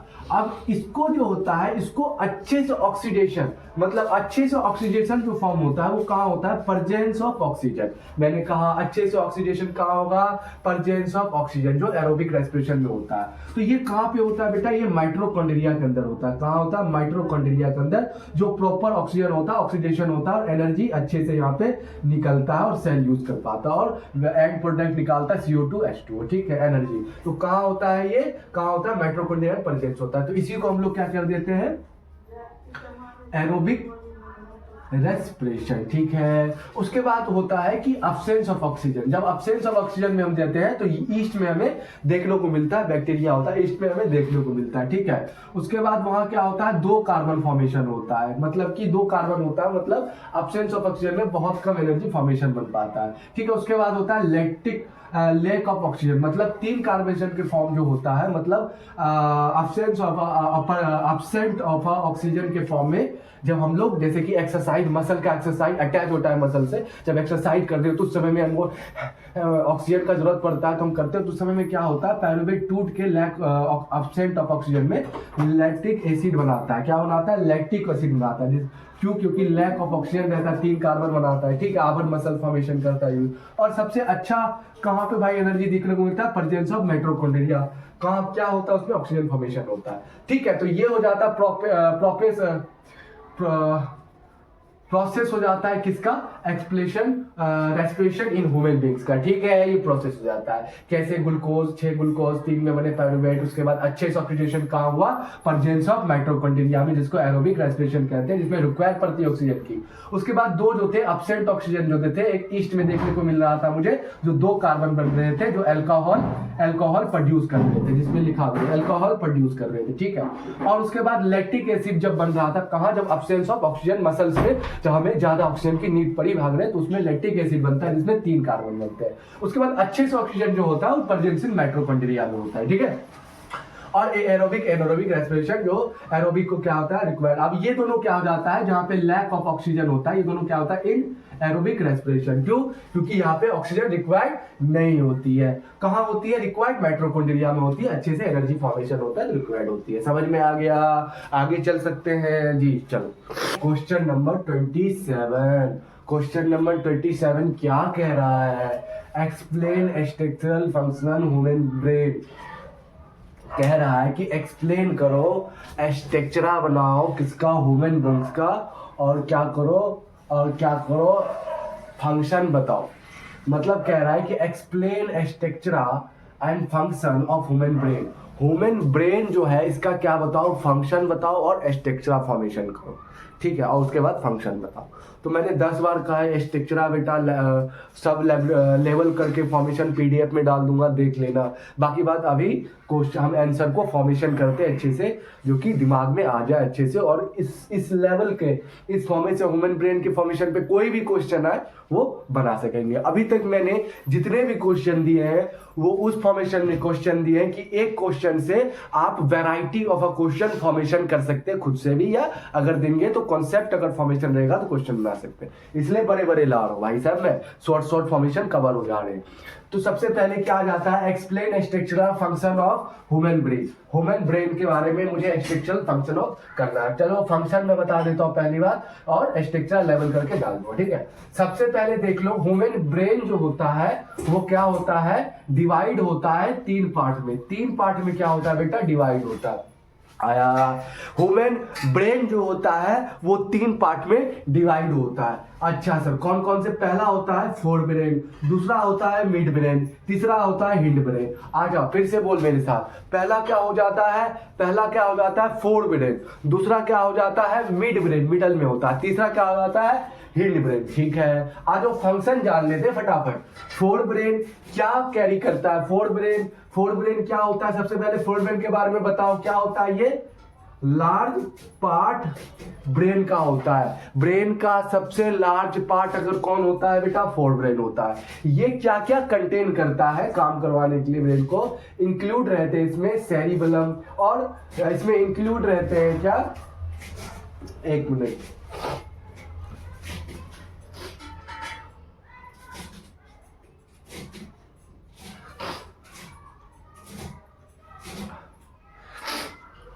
हाँ हाँ, सबसे पहला फोरब्रेन हो जाता है, क्या मैंने बोला, लार्ज पार्ट होता है ब्रेन का, इंक्लूड रहता है इसमें सेरिबरम होता है, ऊपर के साइड होता है पूरा सेरिबरम होता है। ये मेन पार्ट होता है ब्रेन के, जो क्या होता है, फंक्शन इसका क्या होता है, थिंकिंग करता है ना, थिंक, सोचना वोचना, मेमोरी, यादाश्त व्याजात, इंटेलिजेंस है ना, इंटेलिजेंस, यादाश्त, सोचना समझना, शक्ति, सब कहाँ होता है, फोर ब्रेन में होता है, जो इंक्लूड होता है इसमें सेरिबरम। मैं सब लेवल करके डायग्राम फॉर्मेशन कर दूंगा। तो फंक्शन क्या होता है फोर ब्रेन का, क्या होता है, thinking, memory, intelligence, voluntary action. Voluntary action मतलब होता है, वॉलेंट्री एक्शन मतलब होता है जो अपने हम मर्जी से कर सके। अगर मेरे को मन है कि इससे मैं क्या करूंगा, इसको मिटाऊंगा, तो मैं मिटा सकता हूँ, मेरी मर्जी है। मैंने कहा इस सोच, जो मेरे पास सोच है इसका मैं क्या करूंगा नहीं, फ्री बॉल है, मेरी मर्जी है, ठीक है, ये वॉलेंट्री एक्शन होता है। उसी प्रकार इनवॉलेंट्री एक्शन होता है, वो क्या हो जाता है, जैसे वोमिटिंग आना, तुम कितना भी कोशिश करो वोमिटिंग रोकेगी नहीं रुकेगी। हार्ट बीट प्रेशर को तेज होना, तुम कितना भी कोशिश करोगे हार्ट बीट प्रेशर रुक जाए, नहीं बढ़ेगा। तो ये कौन सा होता है, इनवॉलेंट्री एक्शन। तो भाई साहब फोर ब्रेन में क्या होता है, वॉलेंट्री होता है, इनवॉलेंट्री नहीं, वॉलेंट्री एक्शन होता है, सोच समझ के हम अपने को खुद से कर सकते हैं। तो फोर ब्रेन पहला हो गया, जो लार्ज पार्ट होता है ब्रेन का, इंक्लूड होता है सेरिब्रम, जो क्या काम करता है, thinking, memory, intelligence, voluntary action, ठीक है। दूसरा पार्ट आ जाता है ब्रेन का, मिड ब्रेन, मिडल में होता है, कैन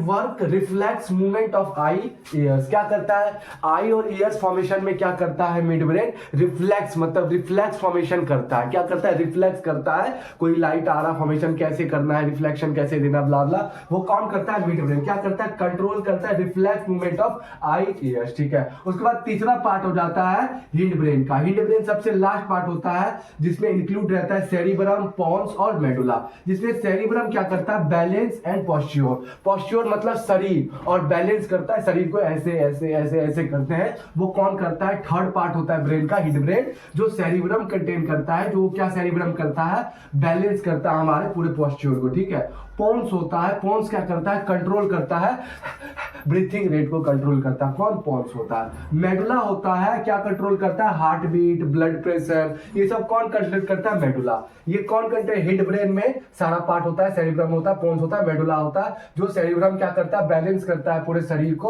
और पोन्स क्या करता है, कंट्रोल करता है ब्रीथिंग को, और मेडुला क्या करता है, कंट्रोल करता है हार्ट बीट, ब्लड प्रेशर को। सब डायग्राम मैं पीडीएफ में दे दूंगा, लेवल करके फॉर्मेशन में कर दूंगा, और अच्छे से समझ में आ जाएगा। तो हमने क्या समझा, एक्सप्लेन हमने किया structure of function of human brain. सबसे पहले ह्यूमन ब्रेन तीन पार्ट में बटा है। पहला पार्ट का नाम क्या है, फोर ब्रेन, दूसरा का मिड ब्रेन, तीसरा का हिंड ब्रेन। फोर ब्रेन में जैसे हम लोग जाते हैं तो फोर ब्रेन क्या होता है, largest part of a brain होता है, याद रखना। और वो क्या कंटेन करता है, सेरिब्रम, जो ये पूरा सेरिब्रम होता है, ज्यादातर पार्ट वो मेन पार्ट भी होता है फोर ब्रेन, क्योंकि सेरिब्रम क्या करता है, थिंकिंग, सोचने, शक्ति करने के फॉर्मेशन में काम करता है। कौन, सेरिब्रम करता है, कैसे सोचेंगे, कैसे क्या करेंगे, नहीं करेंगे, और वॉलंटरी एक्शन भी अपने मर्जी से काम कर सके, ठीक है, है ना, फंक्शन हो जाता है। मिड ब्रेन जो होता है वो क्या करता है, कंट्रोल करता है रिफ्लेक्स एक्शन आई और ईयर्स पे। और हिंड ब्रेन जो होता है, तीसरा पार्ट जो होता है, वो कंटेन करता है सेरिब्रम, पोन्स और मेडुला। सेरिब्रम क्या करता है, बैलेंस करता है हमारे पूरे पोस्च्योर को, और पोन्स क्या करता है, कंट्रोल करता है ब्रीथिंग रेट को, और मेडुला क्या करता है, कंट्रोल करता है हार्ट बीट और ब्लड प्रेशर को। समझ में आया, आगे हम लोग चलते हैं। अब हम लोग फटाफट क्या समझते हैं,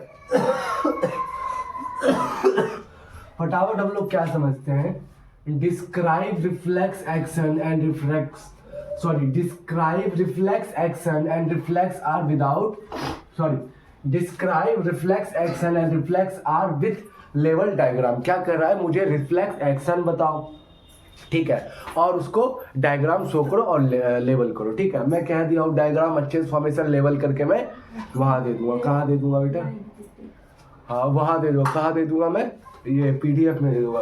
बाकी बात, अगर मैं फॉर्मेशन देखूं, डिस्क्राइब रिफ्लेक्स एक्शन रिफ्लेक्स कैसे होता है, इसमें क्या होता है, एक quick automatic response to stimulus without thinking, मतलब ब्रेन के पास ना जाके स्पाइनल कोर्ड के पास जाता है, ऑटोमेटिक फॉर्मेशन होता है सर। मतलब कि कभी आपने देखा होगा, आपका कोई दोस्त आ रहा आपको ऐसे घुसन अचानक मार रहा है, तो आप ऐसे साइड होके पकड़ देते हो, बाद में आता है यार इसका हाथ मैंने पकड़ लिया, ये ऑटोमेटिक होता है रिफ्लेक्शन। तो स्टिमुलाई जो स्टिमुलस जो होता है बाहर से, ये ऐसे आया, तुमने रिस्पॉन्स तुरंत दिया, बाद में तुमने थिंकिंग किया, तो ब्रेन बाद में आता है काम होने के बाद, है ना। इसमें स्पाइनल कॉर्ड फॉर्मेशन होता है। तो क्या होता है, आप क्विक ऑटोमेटिक रिस्पॉन्स होता है जो स्टिमुलाई विदाउट थिंकिंग का होता है, ब्रेन का इन्वॉल्वेशन नहीं होता है। ब्रेन इसमें क्या होता है, इनवॉल्व नहीं होता है, नहीं का मतलब नहीं, तो थिंकिंग बाद, विदाउट थिंकिंग, तभी तो है एक quick automatic response to stimulus without thinking. Example देखो, removing hand fever hot object, आपने हॉट ऑब्जेक्ट को देखा, अचानक से आपने देखा नहीं, अचानक ऐसे हटा लिया, गर्म चीज को देखा अचानक ऐसे हटा लिया, तो रिफ्लेक्स एक्शन होता है ना लेवल फॉर्मेशन में। तो रिफ्लेक्स एक्शन पाथवे क्या होता है, रिसेप्टर। रिसेप्टर मतलब मान लो मेरे को भाई ड्राइंग मेरी बेकार है यार, ठीक है, ड्राइंग थोड़ा सा मेरा बेकार है, ये क्या हो जाता है, रिसेप्टर। रिसेप्टर मतलब यहाँ पे क्या है, एक हॉट कोई ऑब्जेक्ट रखा हुआ है, इसने इसको छुआ, तो जैसे ही छुआ तो अब जो ये मैसेज है, मैसेज कौन लेके जाएगा, कौन लेके जाएगा रिसेप्टर से, sensory neuron. Sensory neuron message कहाँ लेके जाएगा, मैसेज कहाँ लेके जाएगा भाई साहब, स्पाइनल कॉर्ड में, स्पाइनल कॉर्ड में लेके जाएगा मैसेज, स्पाइनल कॉर्ड में लेके जाएगा, स्पाइनल कॉर्ड बोलेगा फटाफट इसको रिस्पॉन्स कर, फिर मोटर न्यूरॉन क्या करेगा, फिर आके क्या करेगा, मोटर न्यूरॉन क्या करेगा, उसी स्पाइनल कॉर्ड बोलेगा फटाफट जाके क्या कर, इसको रिस्पॉन्स कर। जैसे ही ये रिसेप्टर ने हॉट ऑब्जेक्ट को छुआ, इसको गर्म लगा, तो सेंसरी न्यूरॉन का काम क्या आया, ये गर्म चीजों को फटाफट हम स्पाइनल कॉर्ड पे पहुंचाए। स्पाइनल कॉर्ड जैसे ही पहुंचाया तो ब्रेन के पास ना भेज के स्पाइनल कॉर्ड ने क्या किया, बोला कि फटाफट क्या कर, इफेक्ट कर हाथ में, जल्दी यहाँ से मोटर न्यूरॉन क्या करा, यहाँ से मोटर न्यूरॉन क्या करा, खबर लाया, इफेक्ट करवा दिया, फिर हाथ पीछे कर दिया।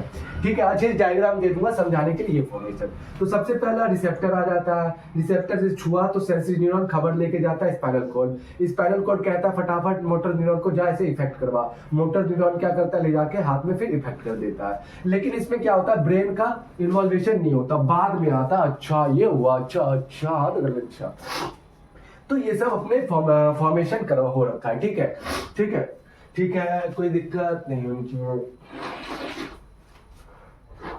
है ना, कोई दिक्कत नहीं होना चाहिए। बोला कि describe reflex action and reflex and with elaborate diagram formation कर दूंगा।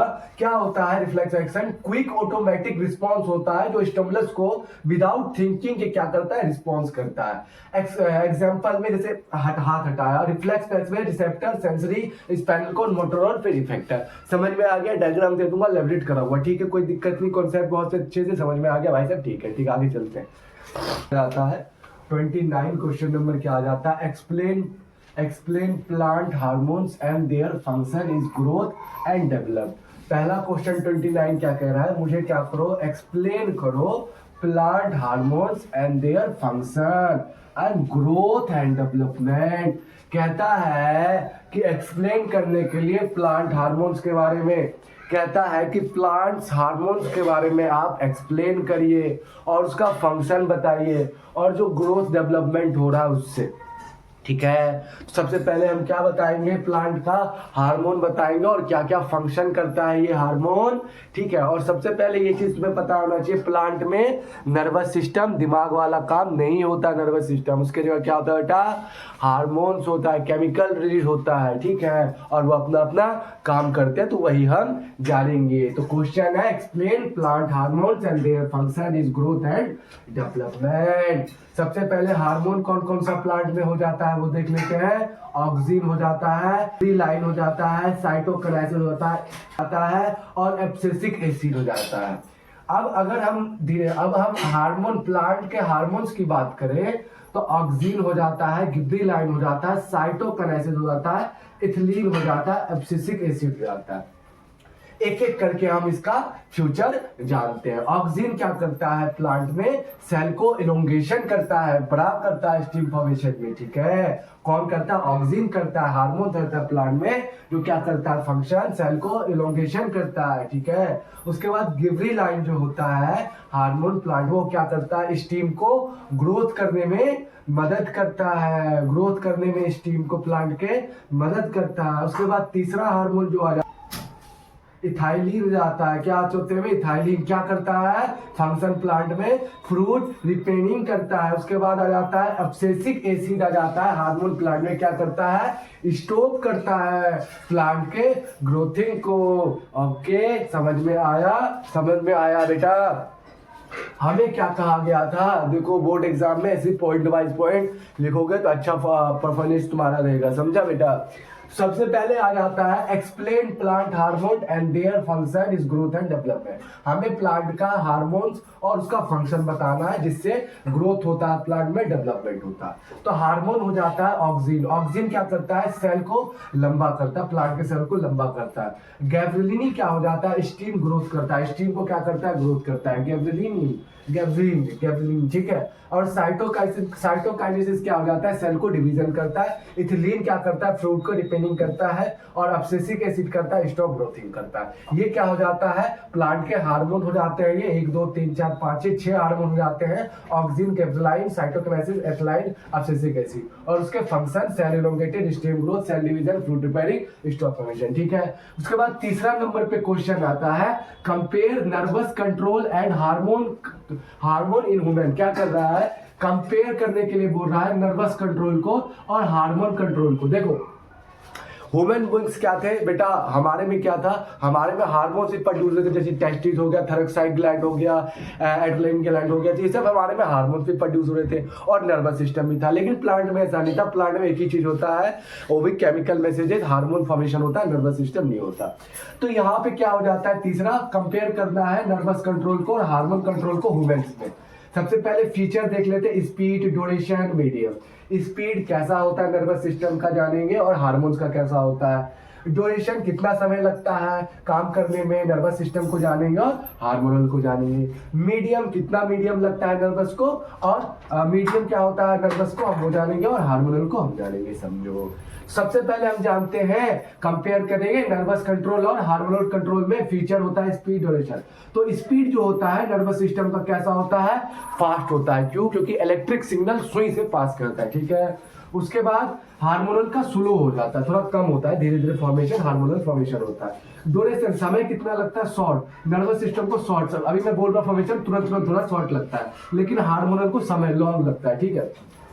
मीडियम क्या होता है इसका, नर्वस सिस्टम का क्या मीडियम कैसे पहुंचाता फॉर्मेशन, नर्व्स इंपल्स से, नर्व्स इंपल्स से। उसी प्रकार हार्मोनल क्या होता है, ब्लड फॉर्मेशन से अपना काम करता। Hormone and their function in growth development. दूसरा हो जाता है compare nervous control and hormone control. बता दिया, कोई दिक्कत नहीं, आगे चलते।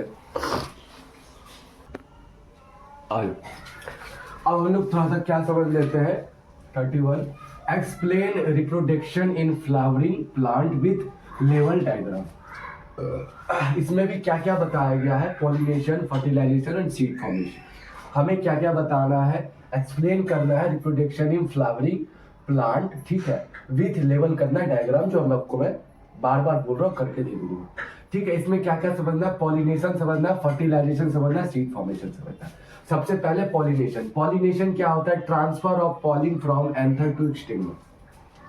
क्या करता है, पॉलिनेशन का काम क्या होता है कि ट्रांसफर करना पॉलिन को, समझा, मतलब ट्रांसफर करना पॉलिन को कहाँ, एंथर, और एंथर से कहाँ, स्टिग्मा। मतलब कि ये क्या करता है पॉलिन, मतलब कि मेल पार्ट जो होता है रिप्रोडक्ट के, वो क्या करता है, ट्रांसफर करता है स्टिग्मा पे, है ना, स्टिग्मा पे ट्रांसफर करने को एंथर।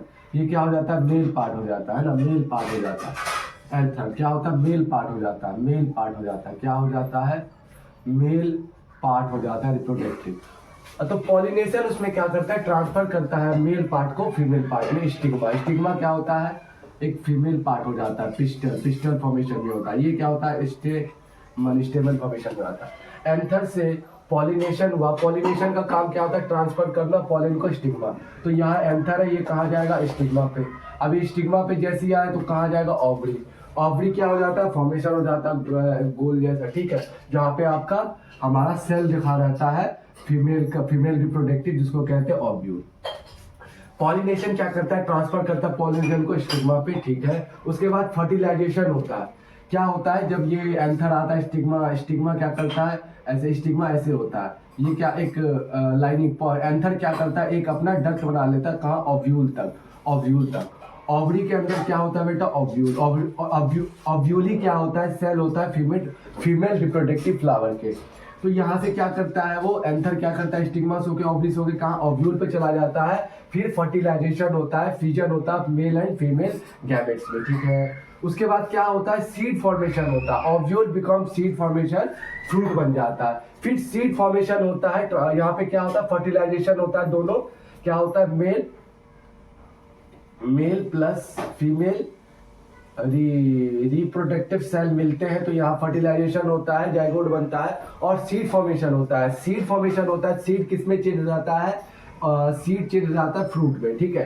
तो हम लोग देखते हैं, देखो पहले क्या था, मेरे पास ओवरी था, ओव्यूल था, जाइगोट था। अब ये ओवरी है, ओव्यूल है, जाइगोट है। ओवरी किस में चेंज हो जाता है, फ्रूट में। ओव्यूल किस में चेंज हो जाता है, सीड में। जाइगोट किस में, एम्ब्रियो में हो जाता है। समझ में आ गया। तो जो हमारा फर्टिलाइजेशन, पॉलिनेशन ट्रांसफर करके, फर्टिलाइजेशन करके, सीड फॉर्मेशन करके जो हमारा एंजियोस्पर्म बनता है, जो फ्रूट बनता है, वो क्या होता है, ओवरी क्या हो जाता है, फ्रूट हो जाता है, ओव्यूल सीड हो जाता है ना, और जाइगोट एम्ब्रियो हो जाता है। उसके बाद ये चीज जान लो, उसके बाद ये चीज जान लो तुम कि पार्ट ऑफ अ सीड, शायद पूछा जा सकता है, पार्ट ऑफ अ सीड, जो ऊपर वाला ये पार्ट ऑफ सीड रहता है, इसे कहते हैं सीड कोट। ये क्या करता है, प्रोटेक्ट करता है टू द सीड कोट, ठीक है। और ये जो ऊपर वाला दिख रहा है टच फॉर्मेशन में, ये क्या होता है, प्लूम्यूल क्या करता है, फ्यूचर का ये क्या बनता है बेटा, सूट बनता है, ठीक है। और नीचे की तरफ हो जाता है रेडिकल, ये क्या बनता है भाई, फ्यूचर का रूट बनता है, रूट, ठीक है। और यहाँ पे क्या होता है, कॉटिलेडन क्या होता है, फूड स्टोर करता है, यहाँ पे फूड स्टोर करता है, कॉटिलेडन हो जाता है, उसके बाद प्लूम्यूल हो जाता है, अरे ये सब चीज हो जाता है, फॉर्मेशन कर लेना, ठीक है। और कोई दिक्कत नहीं आनी चाहिए। एक्सप्लेन रिप्रोडक्टिव फ्लावरिंग प्लांट सब कुछ कर दिया, ठीक है। आगे हम लोग फटाफट चलते हैं। आयो, अब देखो, अब आ जाते हैं हम लोग 33 क्वेश्चन नंबर पे, ठीक है ना। हाँ, क्या आता है, describe A sexual reproduction with example. Binary fission का देना है, बडिंग का देना है, और स्पेरो फॉर्मेशन का देना है। सबसे पहले इसने कहा है मुझे डिस्क्राइब करो ए सेक्सुअल रिप्रोडक्शन, उसके साथ साथ ही एग्जाम्पल दो मुझे कि बाइनरी फिजन का एग्जाम्पल दो, बडिंग का एग्जाम्पल दो, और स्पोरो फॉर्मेशन का एग्जाम्पल। सबसे पहले ए सेक्सुअल रिप्रोडक्शन क्या होता है, ए मतलब होता है सिंगल पेरेंट्स ने मिलके एक बेबी प्रोड्यूस करा या एक से ज्यादा है, तो उसे हम ए सेक्सुअल रिप्रोडक्शन कहते हैं। अगर हम इसका डेफिनेशन पढ़ते हैं तो reproduction in which a single parent, क्या है, reproduction in which a single parent produce offspring without formation of a gamete. कहा गया है जब भी ए सेक्सुअल का मतलब, ए मतलब होता है सिंगल पेरेंट, एक ही पेरेंट्स रिप्रोड्यूस करके बेबी ऑफस्प्रिंग, नया बेबी प्रोड्यूस करेगा। तो reproduce in which a single parent produce offspring मतलब बेबी जो प्रोड्यूस करेगा सिंगल पेरेंट्स ऑफस्प्रिंग को without formation of a gametes. समझ में आया, without formation of a gametes होगा। गैमेट्स फॉर्मेशन कब बनता था, जब मेल फॉर्मेशन फीमेल फॉर्मेशन जब फर्टिलाइज होते थे तब क्या बनता था, गैमेट्स। लेकिन यहाँ ए सेक्सुअल रिप्रोडक्शन है तो विच सिंगल पेरेंट्स यहाँ प्रोड्यूस करेंगे ऑफस्प्रिंग को विदाउट कोई गैमेट्स का। टाइप्स देख लेते हैं, जो बोला एग्जांपल बता दीजिए बाइनरी फिजन का, बडिंग का, स्पोर फॉर्मेशन का। सबसे पहला बाइनरी फिजन क्या होता है, बाइनरी का मतलब दो, फिजन का मतलब काटना, मतलब दो हिस्से फिजन करना, काटना, दो हिस्से काटना। तो बाइनरी फिजन क्या होता है, parent cell division into two equal part. Binary fission क्या होता है, ऐसे पेरेंट्स फॉर्मेशन करते हैं कि सेल डिवीजन होता है, तो सेल डिवीजन काट लिया जा, कट मतलब दो पार्ट करना है, और फिजन मतलब कटना। बाइनरी मतलब दो, फिजन मतलब कटना, तो कट के दो पार्ट हो जाना, तो उसे हम कहते हैं बाइनरी फिजन। जो पेरेंट्स क्या होता है, सेल जब डिवीजन करता है इनटू टू इक्वल पार्ट, जैसे अमीबा। अगर मैं यहाँ पे अमीबा का स्ट्रक्चर देखूं थोड़ा, तो ये क्या हो गया अमीबा, ये क्या हो गया भाई साइटोप्लाज्म हो जाता है, ठीक है। ये क्या होगा न्यूक्लियस, ये क्या होगा साइटोप्लाज्म हो जाता है, ठीक है। अब अमीबा जो है ये क्या करेगा, ये क्या होता है और ये क्या होता है, ये इसकी बॉडी क्या होती है, कहीं से भी इसको काटो, ये कहीं से भी सेल क्या करेगा बेटा, डिवाइड कर लेगा और दो डॉटर सेल प्रोड्यूस कर लेगा। कौन? अमीबा। तो बाइनरी फिजन पहला example, parent cell division two equal part में करते हैं, जैसे अमीबा एग्जांपल, ठीक। उसके बाद बडिंग आता है। ए स्मॉल क्या होता है, पेरेंट्स जो होता है सेल डिवीजन करता है into two equal part. Sorry, हाँ ये तो बता दिया। बडिंग क्या होता है, एक small out growth bird and separate. क्या होता है, ईस्ट में हमें देखने को मिलता है कि इसमें क्या होता है, बडिंग में एक आउट ग्रोथ, मतलब आउट ग्रोथ, ऐसे नहीं होगा, देखो क्या होता है, आउट ग्रोथ फॉर्मेशन होता है। क्या होता है, आउट फॉर्मेशन होता है। मतलब क्या होता है, अगर मैं बात करूं यहाँ पे बडिंग फॉर्मेशन हो रहा है, ऐसे आउट ग्रोथ होता है, रिप्रोड्यूस, ये स्मॉल आउट ग्रोथ होता है, यहाँ धीरे धीरे धीरे ऐसे बनेगा, धीरे धीरे ऐसे बनेगा, बन बन के क्या होगा, टूट जाएगा और ये क्या होगा, अपना फॉर्मेशन कर लेगा। तो कौन होता है, बडिंग होता है, स्मॉल ग्रोथ होगा सेपरेट, जैसे कि हाइड्रा ईस्ट हो जाता है। तीसरा आ जाता है spore formation. Spore formation inside sporangia release. क्या होता है स्पोर फॉर्मेशन, क्या होता है, जब स्पोर फॉर्मेशन क्या होता है, स्पोर फॉर्मेशन, स्पोर छोटे छोटे छोटे छोटे छोटे क्या होता है, पोर होते हैं, छोटे छोटे पोर होते हैं, जो किसके अंदर बंद होते हैं, स्पोरेंजिया होता है, ठीक है। इसके अंदर क्या रहते हैं, ये क्या होता है, स्पोर हो जाता है, स्पोर फॉर्मेशन होता है। ये फेवरेबल कंडीशन में क्या करता है, ग्रो करता है। जैसे कि इसको किससे नफरत है, ठंडी वंडी से नफरत है, जैसे गर्म, जैसे कि एग्जांपल हो जाता है राइजोपस। ब्रेड में फंगस लगना है ना, ब्रेड में जो फंगी रख देते हैं 7 दिन 6 दिन, तो फंगी हो जाता है, राइजोपस हो जाता है। क्यों होता है, उसको फेवरेबल कंडीशन दिखा, किसको दिखा, स्पोरो फॉर्मेशन को फेवरेबल कंडीशन दिखा, तो क्या हो गया, ये स्पोरेंजिया फूट गया और इससे स्पोरो निकल गया और क्या करा, ब्रेड पे लग के क्या करा, पूरा राइजोपस कर दिया। तो इसको क्या कहते हैं, स्पॉट फॉर्मेशन हो गया, है ना, बाइनरी और बडिंग। तो हमें क्या किया गया था, डिस्क्राइब करो asexual reproduction with example binary fission budding spore. तो हमने डिस्क्राइब कर दिया। आगे हम लोग चलते हैं और क्वेश्चन हम लोग देखते हैं कि, और देखते हैं 45, describe maturation cycle in a human and signification. Human में जो होता है वो डिस्क्राइब करना होता है, मैच्योरेशन साइकिल ह्यूमंस में फॉर्मेशन होता है। सबसे पहले ये चीज बात होता है, मैं अगर तुमसे कहूँ कि अगर ह्यूमन में मैच्योरेशन डिस्क्राइब फॉर्मेशन करे और सिग्निफिकेशन बताते हैं, तो सबसे पहले हम लोग ये देखते हैं कि बॉय, तो सबसे पहले अगर मैच्योरेशन साइकिल ह्यूमन की बात करें तो बॉयज का जो मैच्योरेशन फॉर्मेशन होता है 8 to ह्यूमन में क्या होता है भाई साहब, गर्ल्स की जो मैच्योर फॉर्मेशन होता है वो स्टार्ट हो जाता है कब, 8 से 13 साल के, 9 से 14 साल के उम्र में। कब होता है बेटा, 9 से 14 साल को। सबसे पहले हम लोग बोला डिस्क्राइब मैच्योरेशन साइकिल को। सबसे पहले ह्यूमन में जो है, गर्ल्स में कब हो जाता है मैच्योरेशन, 8 से 13 साल की उम्र में। बॉयज में कब होता है, 9 से 14 साल की उम्र में, ठीक है। उसके बाद क्या बोला, मैच्योरेशन साइकिल को बताने के लिए, ठीक है। अगर हम लड़कियों में बात करें, लड़की में हम अगर बात करें तो लड़की फॉर्मेशन में क्या होता है, लड़की फॉर्मेशन में क्या होता है, मैच्योरेशन जब लड़की हो जाती है, मैच्योर जब हो जाती है लड़की, तो क्या होता है, यूट्रस जो होता है, जो फीमेल सेक्सुअल रिप्रोडक्टिव यूट्रस जो होता है, वहां पे क्या होता है, एक लेयर बनना स्टार्ट हो जाता है, जो लेयर बनना स्टार्ट हो जाता है, जो क्या करता है, बच्चे को प्रेगनेंसी में हर एक महीने बनता है, जो बच्चे को क्या करता है, प्रेगनेंसी में मदद करता है। उससे बताया था सेप्टम क्या होता था, वहां पे खाना वाना ले जाने के लिए फॉर्मेशन करता था। अब अगर लड़की क्या करे, लड़की प्रेगनेंसी नहीं होती है, तो क्या होता है, 28 डेज बाद क्या होता है, यहाँ जो लेयर बना के रखा था, है ना, लेयर बना हुआ था, बच्चा बेबी आएगा, यहाँ से सब कुछ मिलेगा, है ना, बेबी आएगा, प्लेसेंटा, हाँ प्लेसेंटा जो यहाँ लेयर बना था, बेबी यहाँ पे यूट्रस में होगा, इसका ग्रोथ होगा, ऑक्सीजन चाहिए, ब्ला ब्ला, सब ऑक्सीजन, सब कुछ वाटर, सब कुछ मिलेगा। तो वो क्या होता है, 28 डेज बाद फॉर्मेशन होता। जब क्या होती जब लड़कियां प्रेगनेंसी नहीं होती, 28 डेज के बाद क्या होता है, मैच्योरेशन जो यहाँ पे लेयर बना के रखता है, वो क्या हो जाता है, ब्लीडिंग के साथ ब्रस्ट हो जाता है, और वही उसी को हम लोग पीरियड कहते हैं, जो लड़कियों में होता है। तो फॉर्मेशन है कि अगर पीरियड्स आ रहे हैं तो इससे ये अच्छी बात है कि ये पता चल रहा है कि आपका रिप्रोडक्टिव पार्ट जो है अच्छे से फॉर्मेशन काम कर रहा है। चलो, तो maturation cycle latest about 28 days, ठीक है।